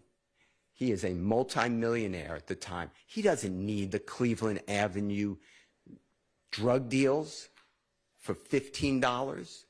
He doesn't need the shootings. He wasn't even living in Atlanta since 2018, 19, 20, 21. He came back the very end of 21, 6 months, and he got arrested in May of 2022. In his house, Your Honor, we have everyone on the witness list. There are 12 people living at that house. Mr. Williams opens up any of a car that he has. He'll rent cars for people. Any home he has, he will allow people to live in hotels because people that he knows, unfortunately, are homeless. And he gives them all places to stay, cars to drive around. He is not involved in criminal activity. Mr. Williams just got back in our country. His passport shows it. Right before he was arrested on May 9th of 2022, there were other people in that house with the drugs and the guns. There are people whose the guns are in their names. They were going to come in court and claim the guns. Everybody else was doing as well, but Mr. Williams has entered a guilty plea. I'm not going back on that, but I just want you to know that this case is just wrong to do to somebody with no bond and to hold him hostage. He wants to, you may not do it. He's aware of that. He's aware of that. But the state offered him 15 years on probation. But they keep piling on these conditions. He just said, he made up his mind. He said, I'm just going to go with it. I got to get home. Judge may not let me home, but I'm not doing these conditions and admit that I'm the leader and I'm involved in the killing and my music just promoted everybody to do it. He's not going to do that. So he did not do that, and that's how we wound up here. The state, the night of the killing, people came to Mr. Williams' home. The state tells the court, he said, lay low. What they don't tell you is right after that, he gave money to Mr. Sledge, who said, they're going to kill me. They think I did it. And Mr. Williams said, if you had anything to do with it, I don't want to be with you. And Mr. Sledge said, I just need a hotel room with my children and my bride or my significant other to get to. And Mr. Williams said, be safe, lay low. That's the lay low. In addition to that, Mr. Williams told Mr. Copeland's with the police. Hours after the killing of Mr. Donovan Thomas, Mr. Copeland goes to the police department. Mr. Williams is the person who told him to go.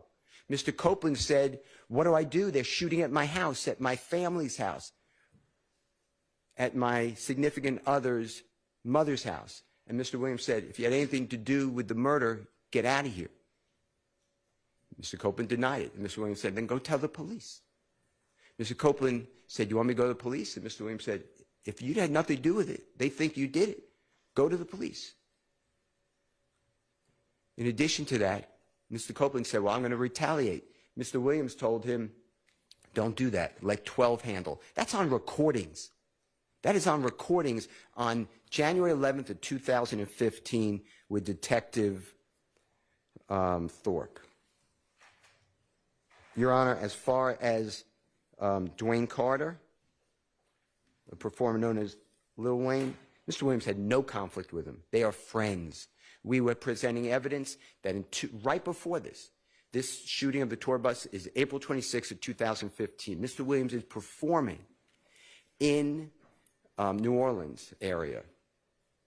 And that's the area where it's Holly Grove, where Mr. Carter, or Lil Wayne, a performer known as Lil Wayne, comes from. And in order to drum up popularity and interest, people get on the internet and they start what's called rap battles, arguments, feuds. That's what happened here, and you would have heard testimony from Mr. Williams' management that they said, start a rap battle. It'll be better for your career. Mr. Dwayne Carter is aware of that. Mr. Dwayne Carter is interviewed. The state's aware of this. He has interviews after this. Are you mad? What's the real deal with Jeffrey Williams? He states, no. He's great with me. He brought popularity to me. He loves me. He idolizes me, and I love working with him. They did an album together. In 2014, they're in the studio together, making music together. It is all made up that Mr. Williams is involved. Mr. Williams gives a statement. The state refuses to put it in and then stop me, the previous judge, from cross-examining the detective. His name is Racy. He met with Mr. Williams in the DeKalb County Jail on the 15th day of July 2015. Mr. Williams is arrested that day. And there's a long interview. And Mr. Williams waives his right to counsel. He tells them, I'm his lawyer. They say, you don't want to speak to us? You don't have to. He said, well, I'll speak with you. And they asked Mr. Williams these questions. What about Lil Wayne's shooting? He said, it was outrageous. I love him. That's my idol. I love Lil Wayne. How about this battle? He says it's promotion. They asked him about his rap lyrics. It's the only person that the state ever did anything about rap lyrics with. And they asked Mr. Williams, what about the rap lyrics? And he tells them, it's hyperbole. He didn't use that word. He used the word, it's made up. It's rhyming. It's made up. Not like the state is saying that I rap lyrics for real. That's not even Mr. Williams' utterance. Your Honor, the point I'm trying to make to you is what the state of Georgia has presented to this jury in this courtroom the past year has been full of untruths, and they know it. The state says that Mr. Williams had a conflict because he named an album with Dwayne Carter, and Dwayne Carter didn't like that. Dwayne Carter's interviewed. He said, that was one of the nicest things anyone could have done to me. It shows how much he really appreciates me. It shows respect and honor, and I appreciate what he did. The state knows this. With regards to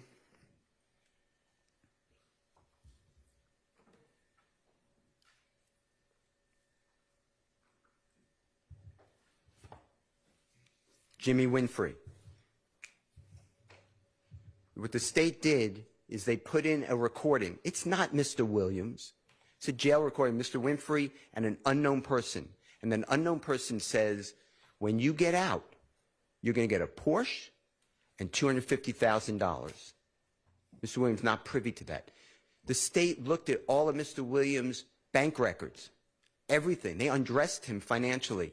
There's zero evidence Mr. Williams did anything for Mr. Winfrey. The state tells you that Mr. Winfrey asked for money for a lawyer. The conversation was, and it's recorded, it was with Mr. Williams' manager. And Jimmy Winfrey said, I need to show that I was gainfully employed for the court. Can you get me something from YSL? And the manager said, yeah, if we have it, and if it's true, yes, you can have it. That is it. There's no evidence that Mr. Williams paid for anybody's lawyer, Mr. Winfrey or otherwise. In addition to that, Your Honor, the social media postings with Mr. Rashawn Bennett, also known as YFN Lucci. So Mr. Williams, the state tells Mr. Bennett on social media, I would have killed you if I didn't like the way you take care of your mother and children. That is the post. What they don't tell you is Mr. Bennett, who is also, to his credit, trying to drum up his career. Mr. Bennett is picking on Mr. Williams, who's a much higher profile artist than Mr. Bennett at that time. And Mr. Bennett is saying that he slept with Mr. Williams' fiancée while Mr. Williams and she are a significant couple, that Mr. Williams' music is awful. Nobody should listen to his music ever. Mr. Williams responds by saying, we can do an album together if you want. Stop this. The man continues of how he's sleeping with Mr. Williams' significant other, and then Mr. Williams responds by saying, I would have killed you except for what you do. That is the context that they don't tell you about. And Mr. Williams did nothing to Mr. Bennett. In fact, the evidence would have shown, if we had time or we would have gone forward, that Mr. Bennett and Mr. Williams are on the red carpet receiving awards in California, sitting right next to each other and taking photographs. This is not the Jeffrey Williams. Jeffrey Williams is a known person who is all over the place. If he did something, somebody wanted him, they can find him. This is not he is not hanging out on Cleveland Avenue. What the state is saying are not true. The situation with Mr. Bennett, so he's in the Fulton County jail, and he's housed, and there are crazy, sick, violent people, and they're on the phone, and Mr. Myrick, M-Y-R-I-C, is calling other people, supposed co-conspirators. How much will Jeffrey Williams give? He doesn't say that, but that's the theme of it, as well as Christian Eppinger. What the state doesn't tell you is that when Mrs. Sumlin is asked, hey, find out how much Thug will pay me to kill Mr. YFN Lucci, Mr. Sumlin says, I don't know his number. I can't get in touch with him. He doesn't talk to me. And that's because, Your Honor, since 2015, and he means no insult, but Jeffrey Williams has had zero contact with Shannon Stillwell until this case, Kenneth Copeland, Demikian Garlington, Justin Cobb, Demise McMullen, Mr. Sledge, Mr. Murphy, all these people. This is a lie. This is a 100% lie, and that's why we tendered a no-low plea to being a leader of a criminal street gang. Mr. Williams is not a leader. In fact, if it would go forward, on Mr. Huey's phone, there are conversations with Mr. Copeland. And they both say how Jeffrey Williams is a zero, and F him. And they don't talk to him, and Jeffrey Williams never does anything for them. Mr. Huey, Mr. Williams met later. He met him closer in the time of 2020. Mr. Huey's father went through a horrible episode that Mr. Williams knew, and that's how Mr. Williams knew his son, who's Mr. Huey. And Mr. Huey's on hard times, and Mr. Huey's making mistakes. And Mr. Huey, supposedly, Mr. Williams believes, armed robbed a man named Chandler Durham, D-U-R-H-A-M. Mr. Durham is Mr. Williams, and he's a fabulous record engineer.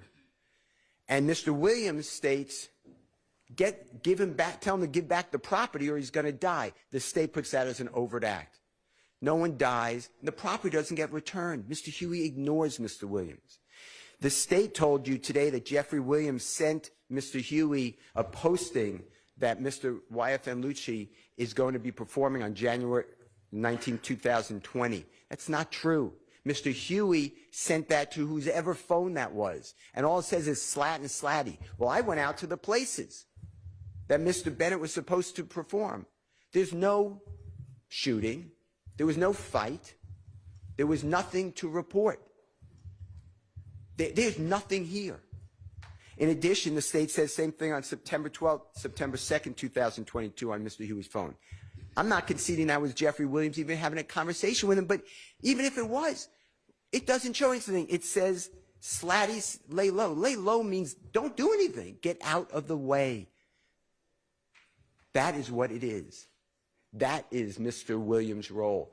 Mr. Williams, there is evidence in the record, and there would have been more.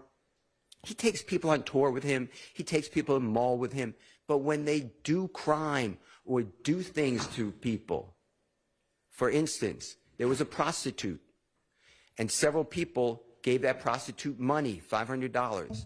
And the prostitute, at the end of the $500, getting $500 from several people, had sex with a person, and then she was armed robbed. So all the money came back. Mr. Williams wasn't involved in that, but he heard about it. He made those people find the prostitute and repaid her every dime. People stole from stores that Mr. Williams found about. He went to the stores and he repaid all that. He didn't steal anything. He doesn't need to steal anything. Your Honor, Mr. Williams stands with Elton John. Elton John called Mr. Williams the next coming of John Lennon. Mr. Williams is unbelievable talent. He's not just a rap artist. In fact, when he's interviewed in 2017, he gives a statement and he says, I had to learn rap. He grew up in a house learning other forms of music. He likes all music. But rap hit in his community. And his community raised him. They supported him. They came out to him. They made him get into establishments. And once the establishment saw all the people come out, he got more establishments. And then he went out of that little area in Atlanta to other parts of Georgia and then to all the neighboring states and throughout our country. And he has performed on every continent but one. He has performed in front of being the headliner, 300,000 people at one time. He has a real life and career. He is not the leader, and he is not worried about buying jewelry that is stolen. Mr. Williams is actually innocent. I'm not trying to corrupt our plea. That's his plea, and he's entitled to it, and he wants it, and he embraces it. But to me, this is a wrongful prosecution. This is outrageous. All right, so you're pleading guilty, or your client is pleading guilty to counts 57 through 62. It's all true. Do you Yes, there's a factual basis. There's a factual basis for those counts? Yes, I can see that. Okay. All right, I didn't mean to interrupt you. No, it's fine. And, Your Honor, I'll answer any of your questions, but the point I'm trying to make is 45 years to serve 25 years in prison when just this morning it was a probationary offer. It was a probationary offer. The state knows, but they want to control. They have this theory of music, and they want to stop Mr. Williams from making music, from entertaining, just stop his life. That's just not right. And it's wrong of the district attorney in Fulton County to do that. If they offer probation, then he's not a 45 to serve 25 years in custody type of person, and he's certainly not the person that the state has stated in front of the court. What we're asking, Your Honor, on count one, which is the RICO count, to accept the nolo contendere plea. Please sentence Mr. Williams to 20 years to serve 5 years in prison commuted to time served. Mr. Williams has served, as I said, 22.5 years. On count 56, Your Honor, that's the leadership of a gang, nolo plea, 20 years to serve 5 years commuted to time served, consecutive to all other counts. On count 57, which is a gang count, Your Honor, not a leader, guilty plea, 20 years to serve 5 years commuted to time served, concurrent with count one. With regard to count 58, which is possession of, I believe it is marijuana with intent to distribute, 10-year sentence on probation, concurrent with count one. On count 59, which is violation Georgia Controlled Substance Act, possession of codeine with intent to distribute, 5 years on probation concurrent with count 1. On count 59, Your Honor, which is violation Georgia Controlled Substance Act, possession of cocaine, 3 years on probation concurrent with count 1. Count 61, 5 years of probation. It's a firearm count, consecutive to the other counts, consecutive to before count 56. And then count 62, 10 years to serve commuted to time served. That should be a total sentence, Your Honor, that we are respectfully requesting the court to consider. I believe it's 45 years to serve 5 years in prison, commuted to time served, 40 years on probation, credit for the time already served and commuted time served. As I said, after 3 years of probation, the probation becomes non-reporting, and after successful completion of 10 years on probation, the balance of the sentence be terminated. Mr. Williams asked the court for house arrest for 3 years as part of the sentence, but house arrest specifically defined that Mr. Williams will be in his home or at any lawful employment, touring, studio, performance, business meetings, and the like. Wear an ankle monitor for the first year and pay the costs of same, and the company must be approved by probation department, and the ankle monitor to be affixed within 10 days of hopeful release from custody. As Mr. Williams cannot possess a firearm, but he can be around licensed security who are armed or other persons who are lawfully carrying a firearm with a license. And that would be knowingly for Mr. Williams. Mr. Williams can transfer probation outside the state of Georgia. He has residences in the state of California. He has studios in the state of California. Mr. Williams be allowed to travel throughout our country and the world for lawful work-related industries. Mr. Williams wants to perform.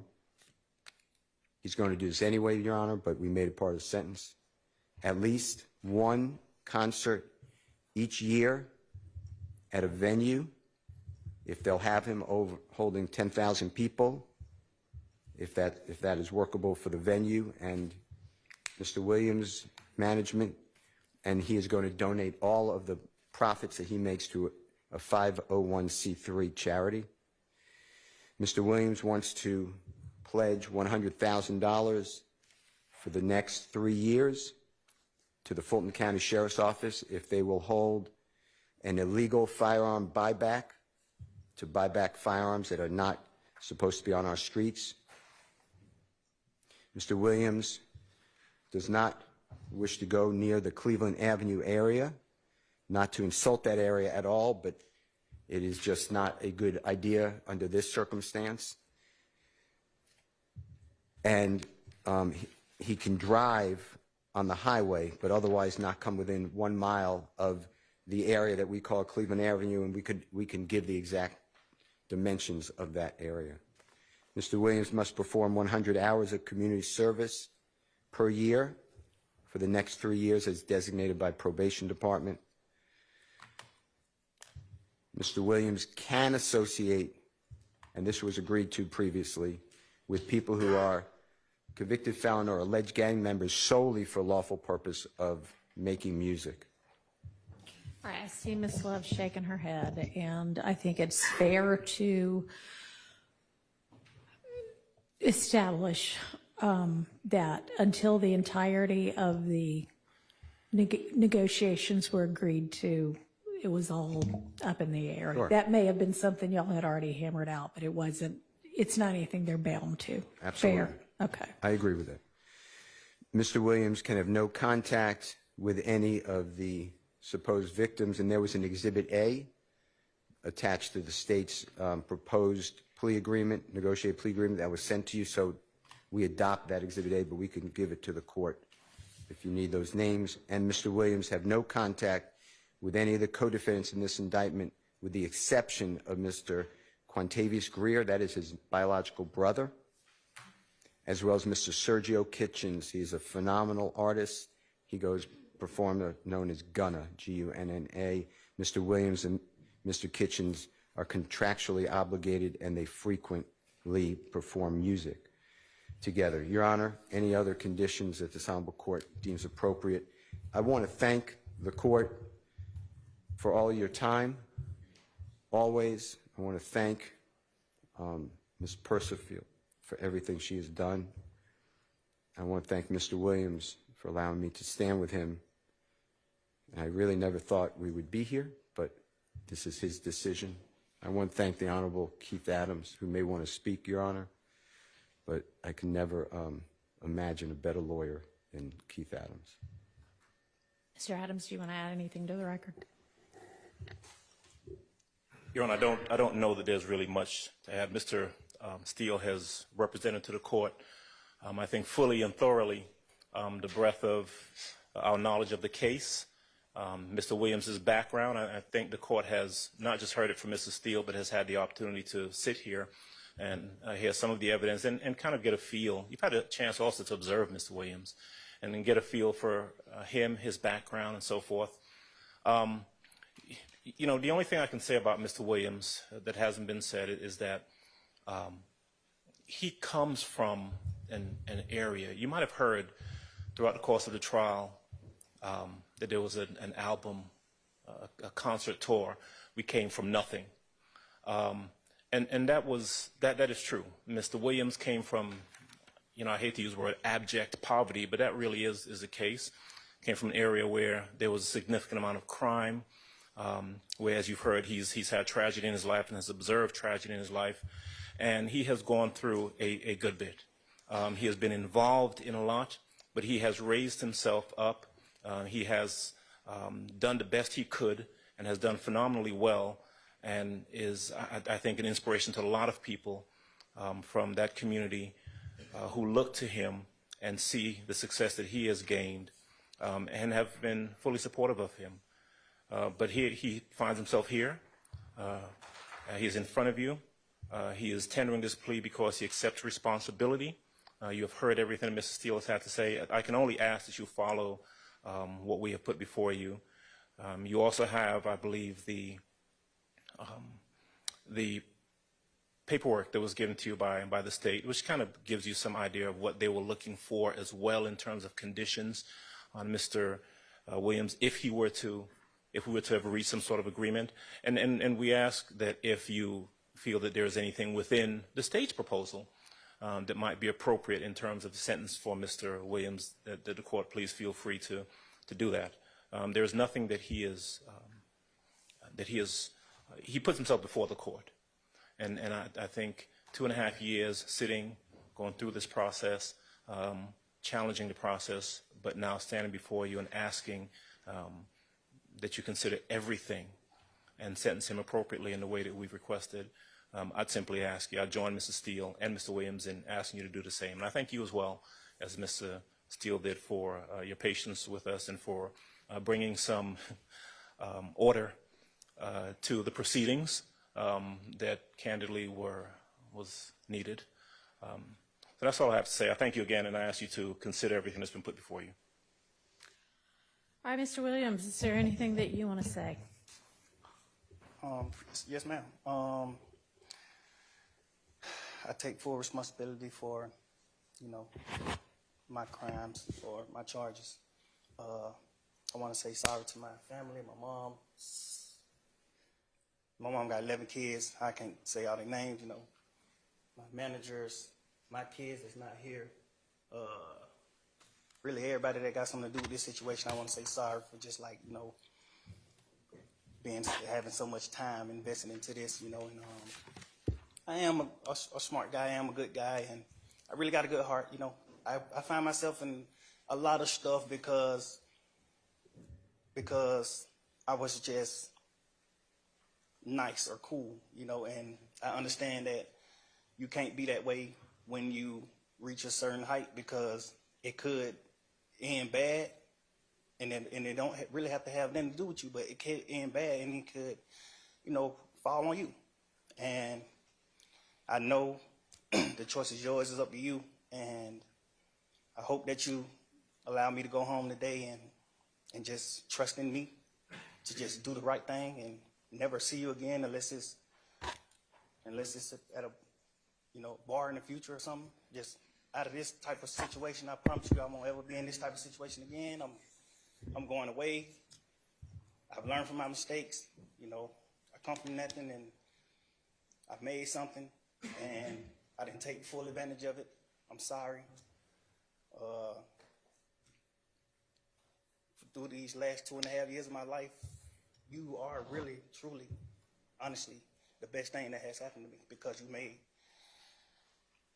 everything fair for me and everybody involved on both sides. I'm sorry to the sheriff, everybody, for just having to put extra time in. I know y'all got paid more money, but I'm sorry for y'all having to put this extra time in to be away from y'all family, and I just hope that you find it in your heart to allow me to go home and be with my family and just do better as a person. I know what I bring to the table. I know what I am. I know the heights I've reached. I know the impact I got on people, period, in the community, all people. I learned that late, like these past 2 or 3 years of my life, I kind of learned that late, and maybe it was because I was, probably on drugs or anything, I don't know, but I have came to my senses and I understand what I mean to this world. But I am a good guy, I don't mind doing stuff like, free shows, and I always did that. I did free shows and gave it to single parents, millions of dollars. I made $1.8 million on a free show, and I gave it all to single parent charity. And I did like 2 or 3 shows that made like $700,000 a piece, and I gave it to the breast cancer organization. I do things. I put millions of dollars back into my community for real. I really did. I did more than anybody ever did from my side, But I understand, rap lyrics. I understand how it could be twisted. I understand what it could do to the mind of people. I understand all that, and I promise you I'm 100% changing that. It's just, I'm older, I'm grown now, and it's just like, I'm smarter. It's more things to rap about. Like, I've experienced a lot of good things. I experienced more bad things, but I experienced a lot of good things too. And anyway, I can go forever. Well, I appreciate it. And I appreciate that you do realize how much of an impact you have on people. It's past your neighborhood. It's worldwide, especially young people. And having come up from where you came up from and living in and around that, that gangs are damaging to our community. And it may be that a whole lot of rap music and the rap industry is, honestly, it sounds like a modern day version of kind of WWE wrestling that used to be on television, where people would just get up and posture and act like they hated each other. And it may be that that's a lot of what is going on in the music industry with rap. But whether it is fake or not, it has tremendous impact on kids and young people who think, this is cool, this is what I want to do, look at him, he's a millionaire, I can do that by being, a gangster in the streets. And that's not true. What you're likely to have happen to you if you're a gangster in the streets is you get shot, you get killed, or you get thrown in prison. And those are, by far the most likely outcomes. And, you've been in here watching the trial, and you've seen the pictures of Mr. Ryan posing with a gun as big as he is at 15 years old and going out and shooting and killing another teenager. And that's what gangs do, and that's unfortunately a lot of what rap music does. And if you are a modern day John Lennon, you know, I mean, he might have rapped too in this day and age. I don't know, but I know you're talented, and even if you choose to continue to rap, you need to try to use your influence to let kids know that that is not the way to go, and that there are ways out of poverty besides hooking up with the powerful guy at the end of the street selling drugs.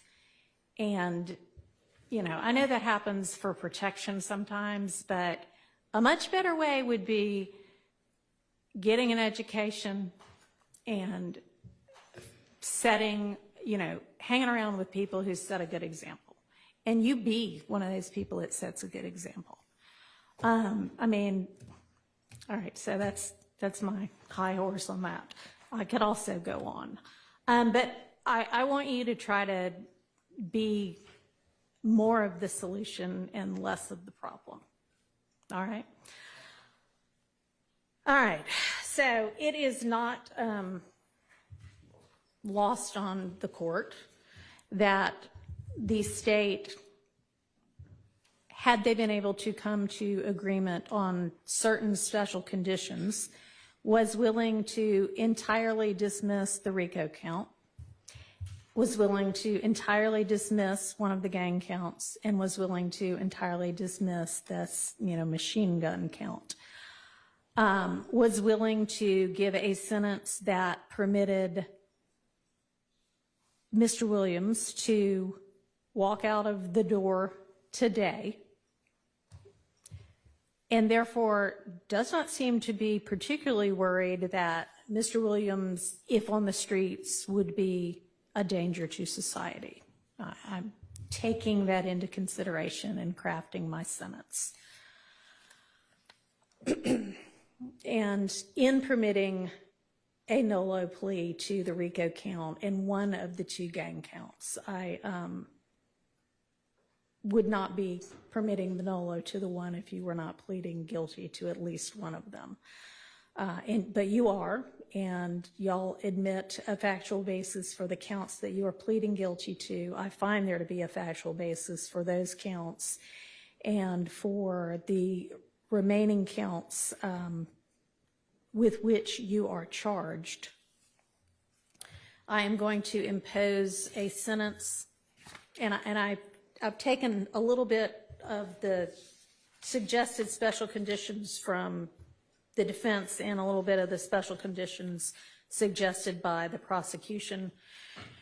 On count one, the court sentence is 20 years to serve 5 years, commuted to time served, the balance of 15 years to be probated, and a $25,000 fine.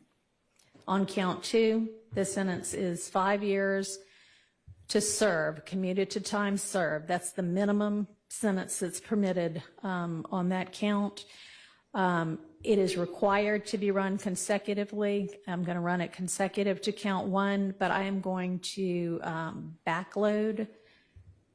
Oh, I'm sorry, that is not commuted. That is 5 years to serve, and it's going to be run consecutively to count one, backloaded, by which I mean after you serve your 15 years of probation. If you have been successful on that probation, and I sincerely hope that you are, then at the end of that 15 years, I will commute the entire rest of any service portion of your sentence to time served.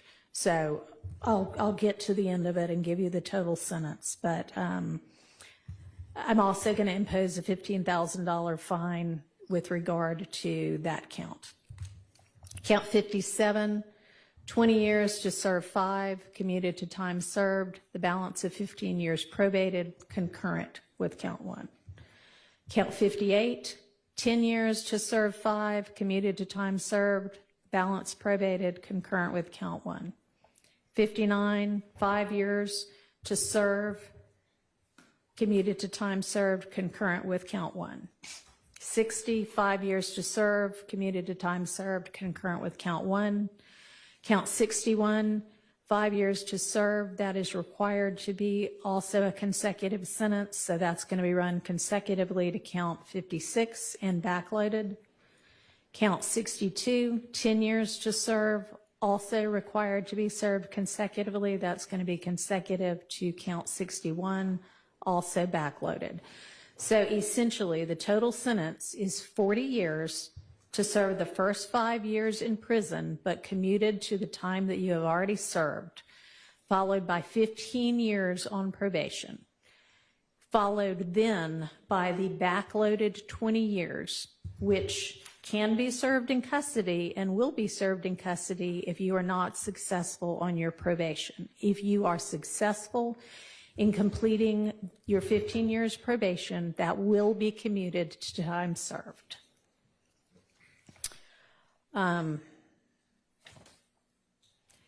You are to remain on reporting status for the first half of your probation, active reporting for the first 7.5 years of your probation, and that is pursuant to OCGA 17-10-1, subsection 2, A2A. And Mr. Steele and Mr. Adams, in order to keep him on reporting status, there needs to be good cause shown. We all concede that good cause is shown here? Stipulate. All right, I appreciate that. Special conditions of your probation. What good cause? What do they mean? Can I have a second, Your Honor? Sure. Let the judge. Thank you, Your Honor. All right. You had enough time to talk with your attorneys? Yes, sir. Okay. All right, special conditions of your probation. After 48 hours from your release, you are to stay away from the metro Atlanta area, and that's defined by the U.S. Census Bureau. It may change, but you can look that up anytime to figure out what that is. For the first 10 years of your probation, subject to the following exceptions, you are permitted to be in the metro Atlanta area to attend any wedding, funeral, or graduation from high school, college, or graduate school of any of your immediate family members. And immediate family members is defined the same way that you all were contemplating it when you were negotiating. You can get here up to 24 hours prior to any such event, and you need to leave within 48 hours after any such event. In addition, during each year of your probation, I'm going to require that you come to the metro Atlanta area and make a live anti-gang and anti-gun violence presentation 4 times a year, each year of your probation, at a grade school, a middle school, a boys or girls club, anything like that, that type of group. And if you want to, that presentation can include a benefit concert, and these presentations may count towards your required community service hours, which I'm going to impose. That during each year of your probation, you perform 100 hours of community service. You are, and this is required by the fact that there's a gang conviction. You shall not knowingly have contact of any kind or character with any other member or associate of any criminal street gang. Exception to that, if your brother is a member of any street gang, I hope you talk him into getting out of it. Quantavious Greer, and then also Sergio Kitchens, as long as you are contractually obligated to him. That is going to include anybody who is named in this indictment, except as absolutely necessary to conduct the lawful business of your musical career, and to any extent that the state is not agreeing to the exception for Mr. Kitchens. In the event that that part is not enforceable because it is only a portion of a special condition, I'm going to provide that that be severable from the rest of this, and I'll put some case cites in the Senate sheet for that. You are in no way to promote any criminal street gang or any criminal street gang activity, including on any social media platform. You are not to utilize any hand signs, terminology, or language that promotes any criminal street gang. You are not to participate in any criminal street gang activity. You are not to knowingly engage in any contact with any of the victims that are listed in this indictment or with any of their family members. And you may not have in your possession or with arm's reach any kind of a firearm because you're going to be a convicted felon. And that is, except I know that you have security and you need security.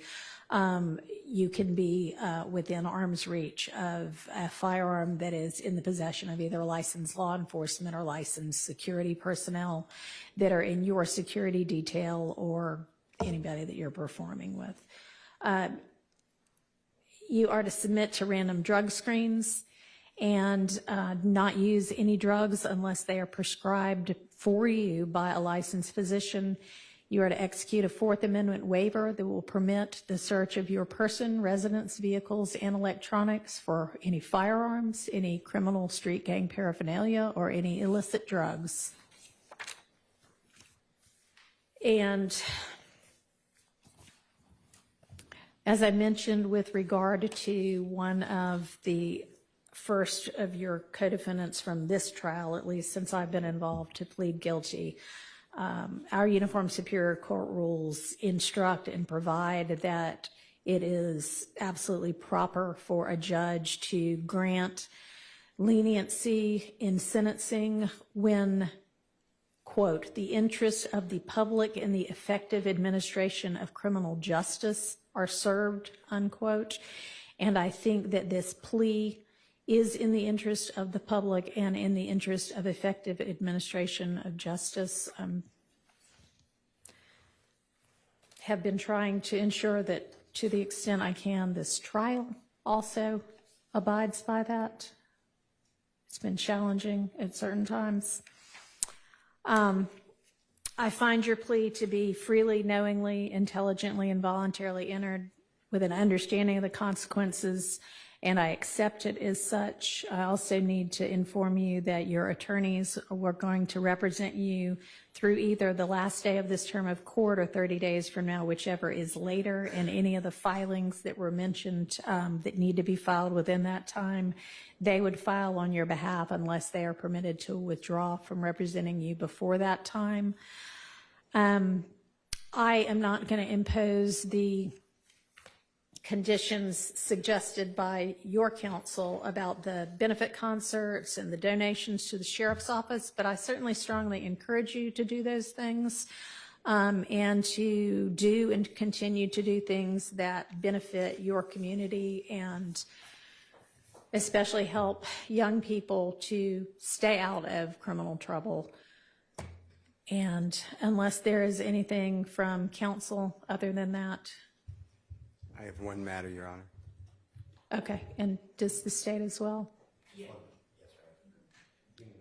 Your Honor, with regards to Mr. Williams being permitted to come to the Metro Atlanta area or Cleveland Avenue area for funeral or the other items, Right. can you also consider, God forbid, there's a serious medical condition of a person that In is his immediate family, certainly, we can add that. And I also meant to mention, because I know you do travel all over in order to pursue your career, that it's permissible for your probation to be transferred to out of state, and that has to be done through probation, but that is fine with the court. And you may also keep your, nobody's mentioned it, but keep your passport and travel out of state and internationally to the extent that you need to do that for business purposes as well. All right, Mr. Body. Yes, just very briefly. Thank you. The district attorney just wanted me to urge the court, due to the fact that the Thomases have been negatively affected incredibly traumatically by what has been discussed by both parties here today, to make a brief statement as she believes that they fall within the exception or within the bounds of Marcy's law, if the court would allow. I understand the court made a ruling earlier as it relates to that, but she wants to.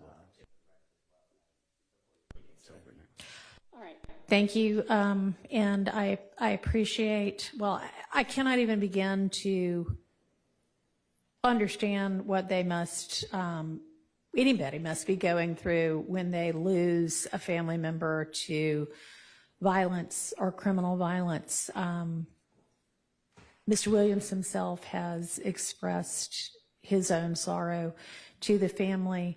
I, again, am going to stand by my belief that the appropriate time to hear a victim impact statement from them is at the close of the trial that contains the murder count with regard to their family member. All right, thank you. Okay, court is adjourned. Good luck to you. And I'm going to have there better be no violations, but if there are any, you're coming back to see me. All right. Thank you, Your Honor. And you're.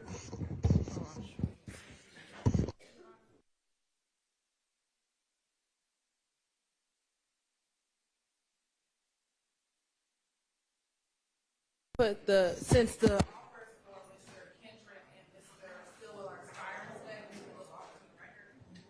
Let's take a recess, and I'll be back.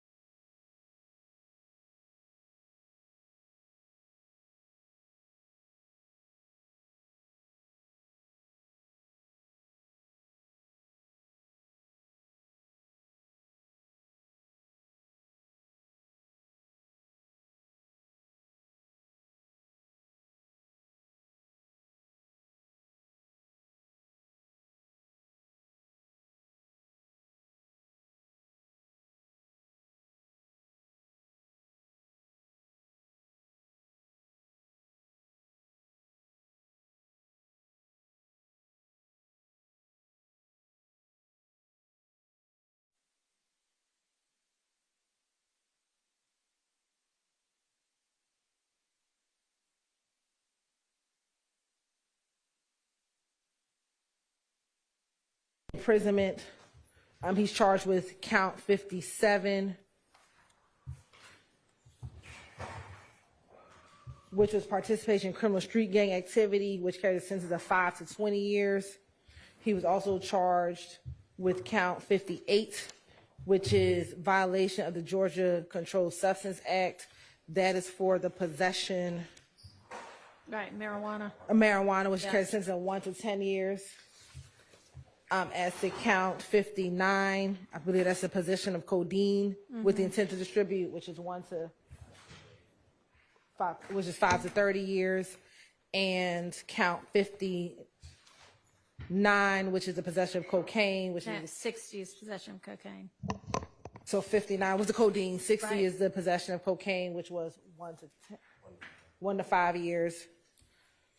Possession of a firearm during the commission of a felony, which was count 61, which is 5 years to serve consecutive to any count indictment.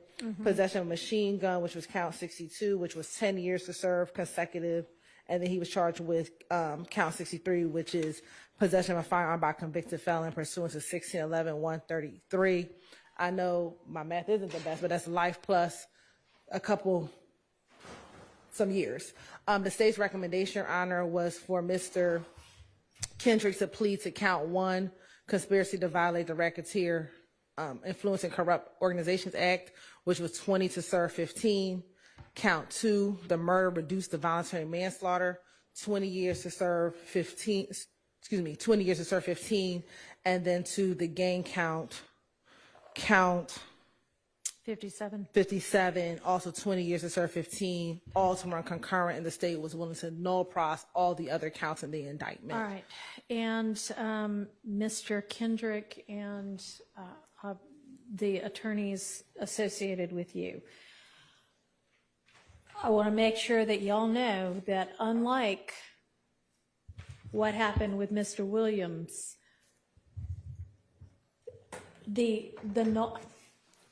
if you plead non-negotiated to less than all of the charges, there is nothing that the court can do if the state chooses to go forward with some of those charges. So you could not do what Mr. Williams pled guilty or nolo to each of the charges that he was facing.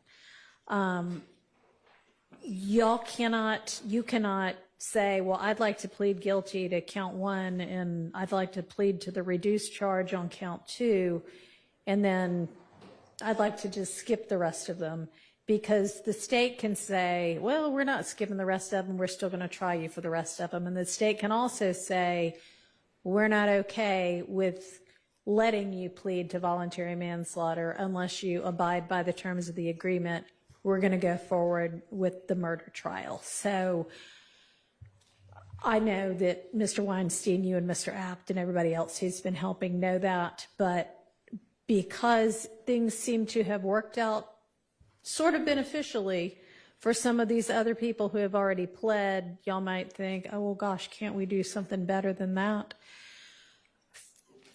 Given what you're facing, they hold a lot of the cards, and a lot of it is outside of the ability of this court to change, okay? All right. We understand that, Your Honor. Thank you for advising us of that. All right, Mr. Stillwell is facing... Your Honor, Mr. Stillwell is also looking at count 1, which the conspiracy to violate the Racketeer Influence and Corrupt Organizations Act, which is 5 to 20 years. He is facing 2 counts of murder for count 2 and count 49, which each carries a sentence of life imprisonment. He's also charged with count 50 of this indictment, Your Honor, which is participation in criminal street gang activity, which carries a sentence of 5 to 20 years. He's also charged with count 51, participation in criminal street gang activity, also a sentence of 5 to 20 years. Count 52, possession of a firearm by a convicted felon previously convicted under 1611-133, which is 15 years consecutive to any count in the indictment. 54, possession of a firearm during the commission of a felony, which is 5 years to serve consecutive. count 64, which is another possession of a firearm by a convicted felon under 1611-133, which is also 15 years to serve consecutive. So Mr. Stillwell's looking at maximum of 2 life sentences plus 85 years. Plus 85 years, Your Honor. The state's recommendation, and I'll just say globally, Your Honor, was 60 years to serve 40 years in prison, that we would have reduced both of the murders to voluntary manslaughter, Your Honor, and we had given his attorney the option to kind of craft how that 40 years would look, but that was the extent to our negotiations, Your Honor. And Mr. Stillwell, kind of the same information to you. If the state does not want to reduce charges, you're not entitled to plead to reduce charges. They can say, you got to face these murder charges and we're going to make it a jury trial if you don't agree to what we're offering. Same thing, you can't say, well, I'd like those other charges dismissed if they're not willing to dismiss them in exchange for the negotiated sentence. So obviously each of you has the right to continue with the trial. You know, what you're doing, you are all have very capable attorneys representing you who clearly care very passionately about you all personally as well as presenting your best case. But it's ultimately going to be up to the jury, and you cannot know what any jury is going to do. And they may say, I don't believe a single bit of this beyond a reasonable doubt. Y'all are both walking. They may say, you know what, I buy this, I don't buy that. I'm convicting you of 4 of the 5 or 4 of the 8 charges. You're still then going to face sentencing. They may convict you of everything. And if you are convicted of everything, Mr. Stillwell, you're facing 2 life sentences plus 85 years on top of that, as opposed to 40 years to serve with parole as a possibility. And Mr. Kendrick, you are facing life plus, I think I added up 115 years instead of 20 to serve 15. So it's just something to think about. And I mean, it's already past 5 o'clock. So are y'all going to leave the offer open until you have withdrawn the offer before you even put it on the record to? We communicated this to them last night, but if they did not accept it, then we will have withdrawn the offer. All right, well, given that the state spent the entire day negotiating Mr. Williams' plea, ultimately unsuccessfully, I don't know if either Mr. Weinstein or Mr. Sharp would have been able to negotiate with you during today. They would have, we didn't have any communication from Mr. Weinstein or Mr. And they rejected the offer. Okay. I did have communication with Mr. Abate today. I attempted to have communications with the DA last Tuesday morning, but she failed to show up for our meeting. Any chance y'all might leave it open until 9 o'clock tomorrow? Your Honor, I'll consult with the DA, and if she wishes to read. Okay. I mean, I have no idea whether they'd want to keep it, but I haven't, we haven't put it on the record, and I haven't ensured myself as the court that they understood what the potential sentences were up until just now. So I would appreciate it if she would, so that they have the opportunity, having heard from the court, to talk to their attorneys. And they may still say that we're good, we're going forward, but. We'll consult with the district attorney, but as of right Okay. now, So in the event that it is no longer open to you or that you decide to reject it anyway, I plan to start the trial again Monday morning. I'm going to have the jury be here at 9. I'm going to have us be here at 8:30. We're back to getting no sleep. So I'll see y'all at 8:30 regardless. Okay. Now court is adjourned.